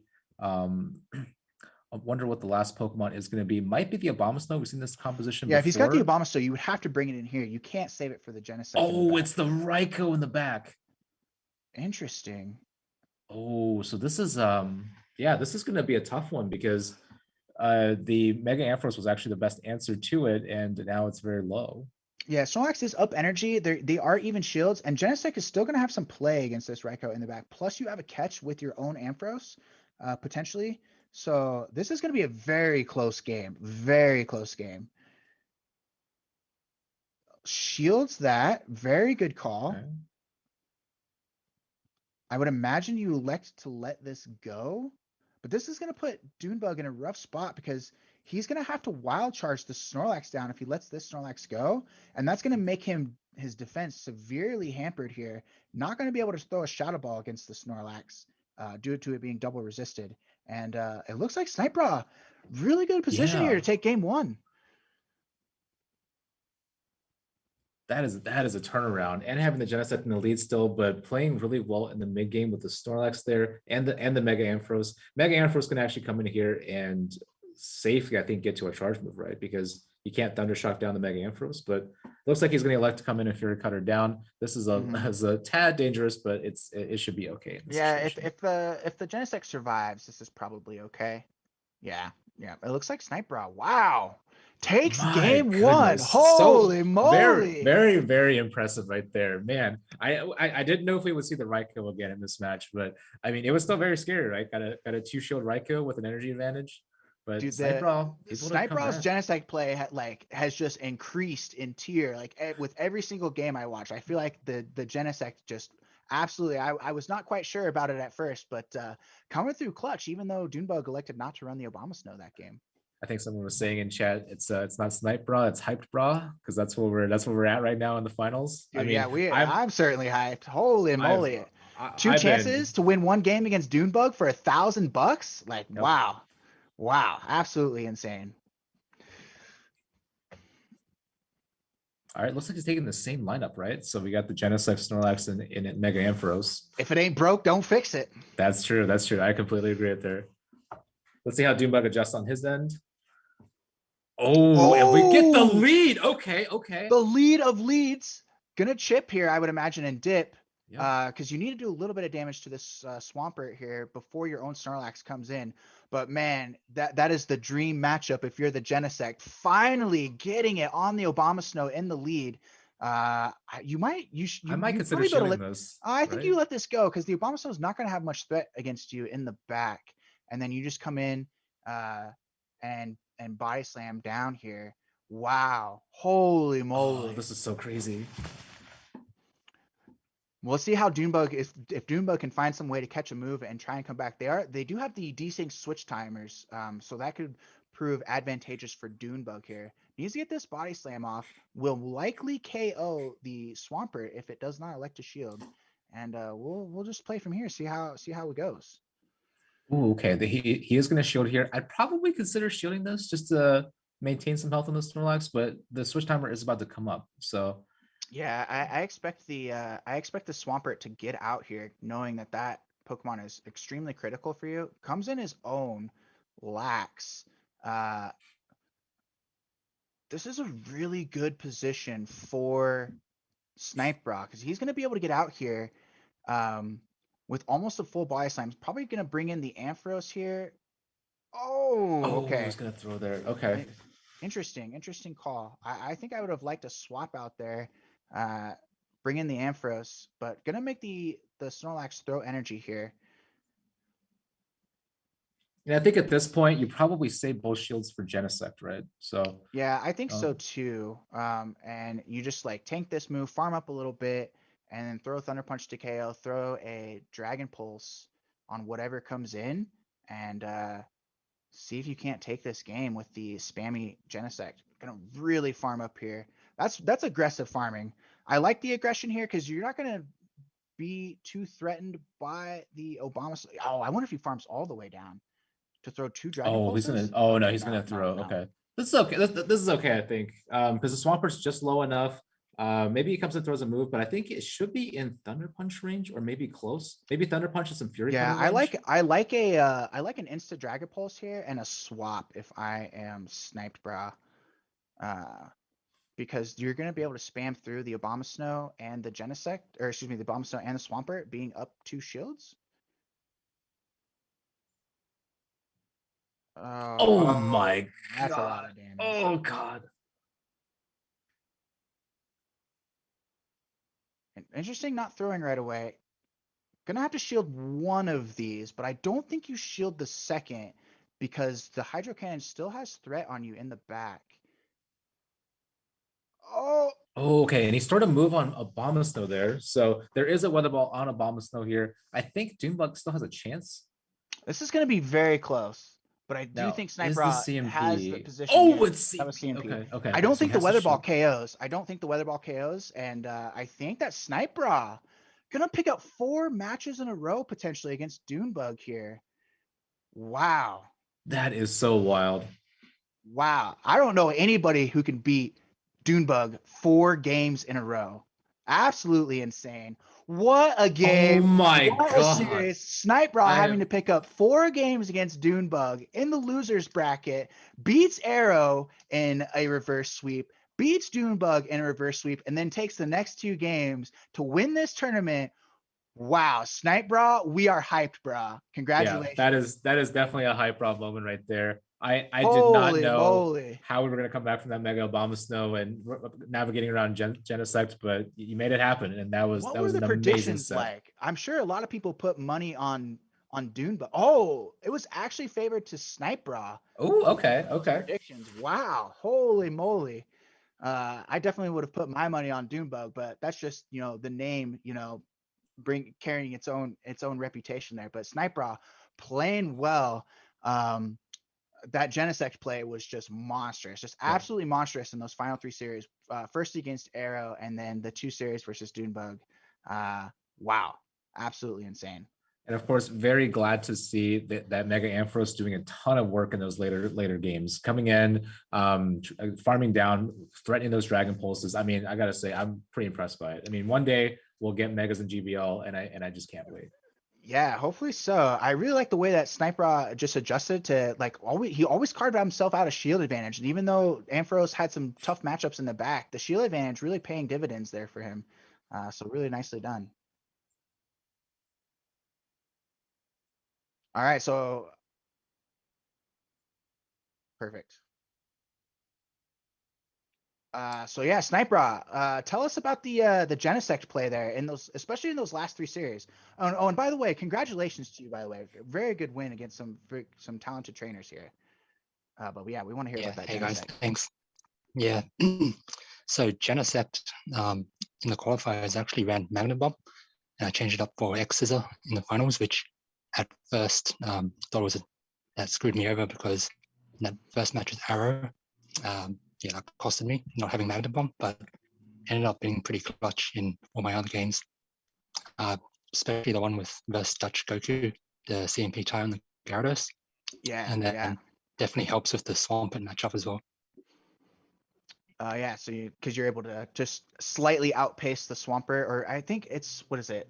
4.5 seconds, 4? I think. Yeah, 4.5 Yeah. seconds for each one. So, and then you're gonna win CMP because Genesect very, very spammy and high attack value. So yeah, really, really nice play.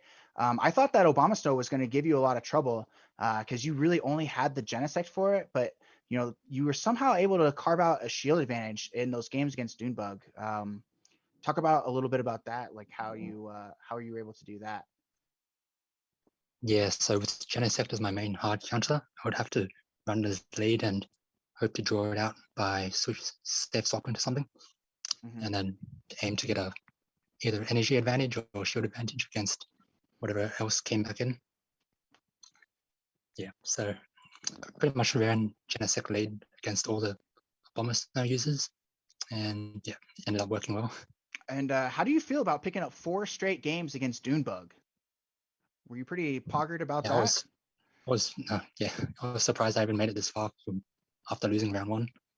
So yeah, pretty stoked. Yeah, I don't know anybody who could beat 4. I mean, we officially have it on video. Somebody beat Dunebug 4 games in a row. So congratulations to you. You definitely had an uphill slope there after you lost that first series versus Arrow, but ran your way through the losers bracket and then beat Dunebug in 2 series in a row. So congrats to you. Very well played. Very well played. Yeah, thank you. And so now I think we're gonna have Stefan here, Pogoraids, from Pogoraids, gonna talk about the next meta that you guys can perhaps get a chance to participate in.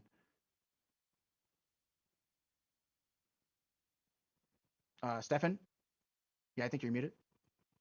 Thanks for thanks for mentioning. So as the Pogoraids tournament creators, we come up with some new metas from time to time. Also, these I think some tournaments ago we started the season 1 basically, where you can also get up ranking points by participating in them. So everyone who participated in OU also got some points there, and you can continue to get them in this new meta, which is the Valley Cup. Main rules are that it's still classic, and dragons and steels are banned, as well as Mewtwo, Lugia, Kyogre, and Yveltal, and as well as Megas this time. Oh wow, okay. Okay.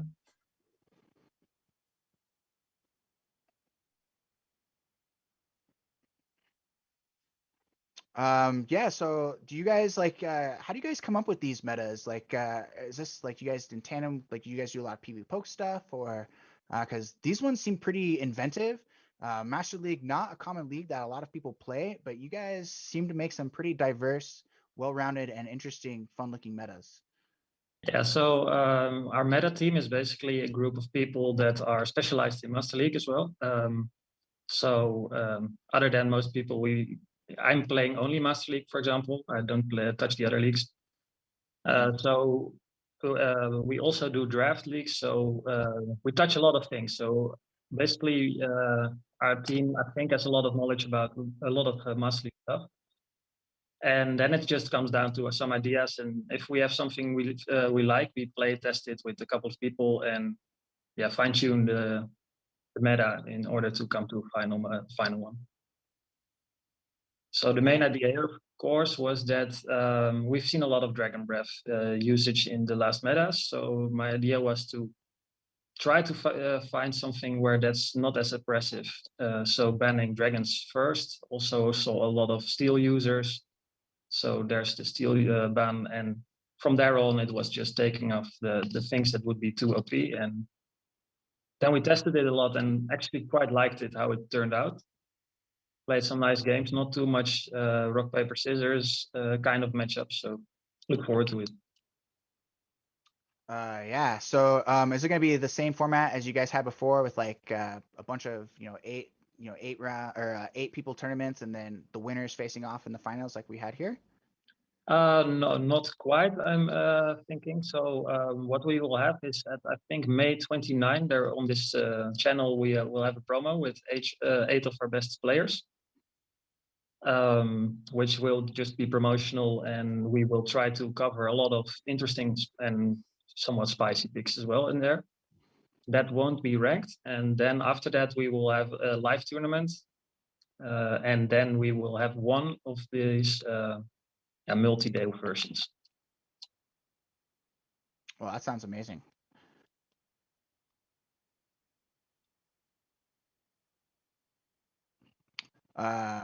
Yeah, it was super fun to cast today.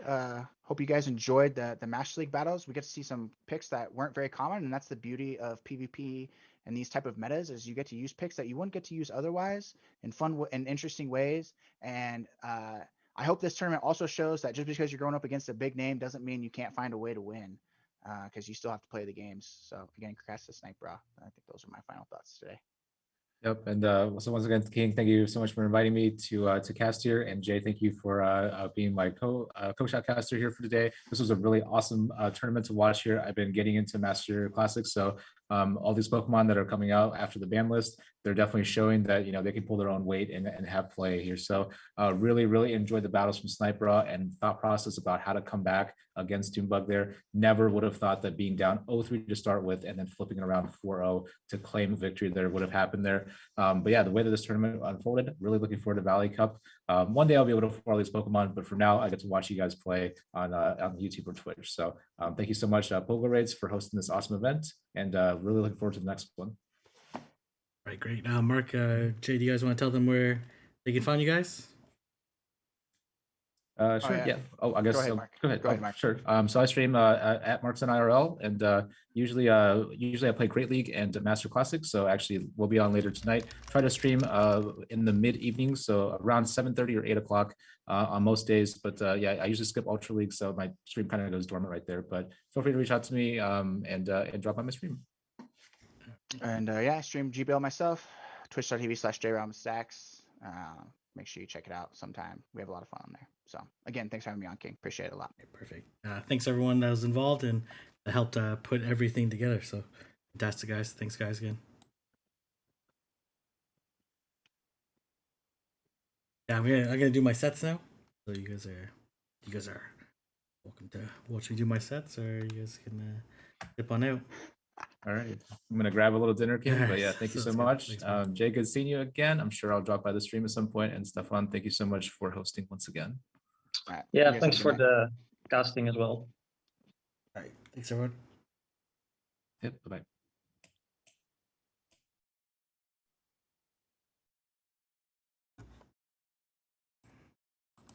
Hey, all right. It was fun. It was a lot of work editing those battles, but it was well worth it. Some really great content there and fun matches. So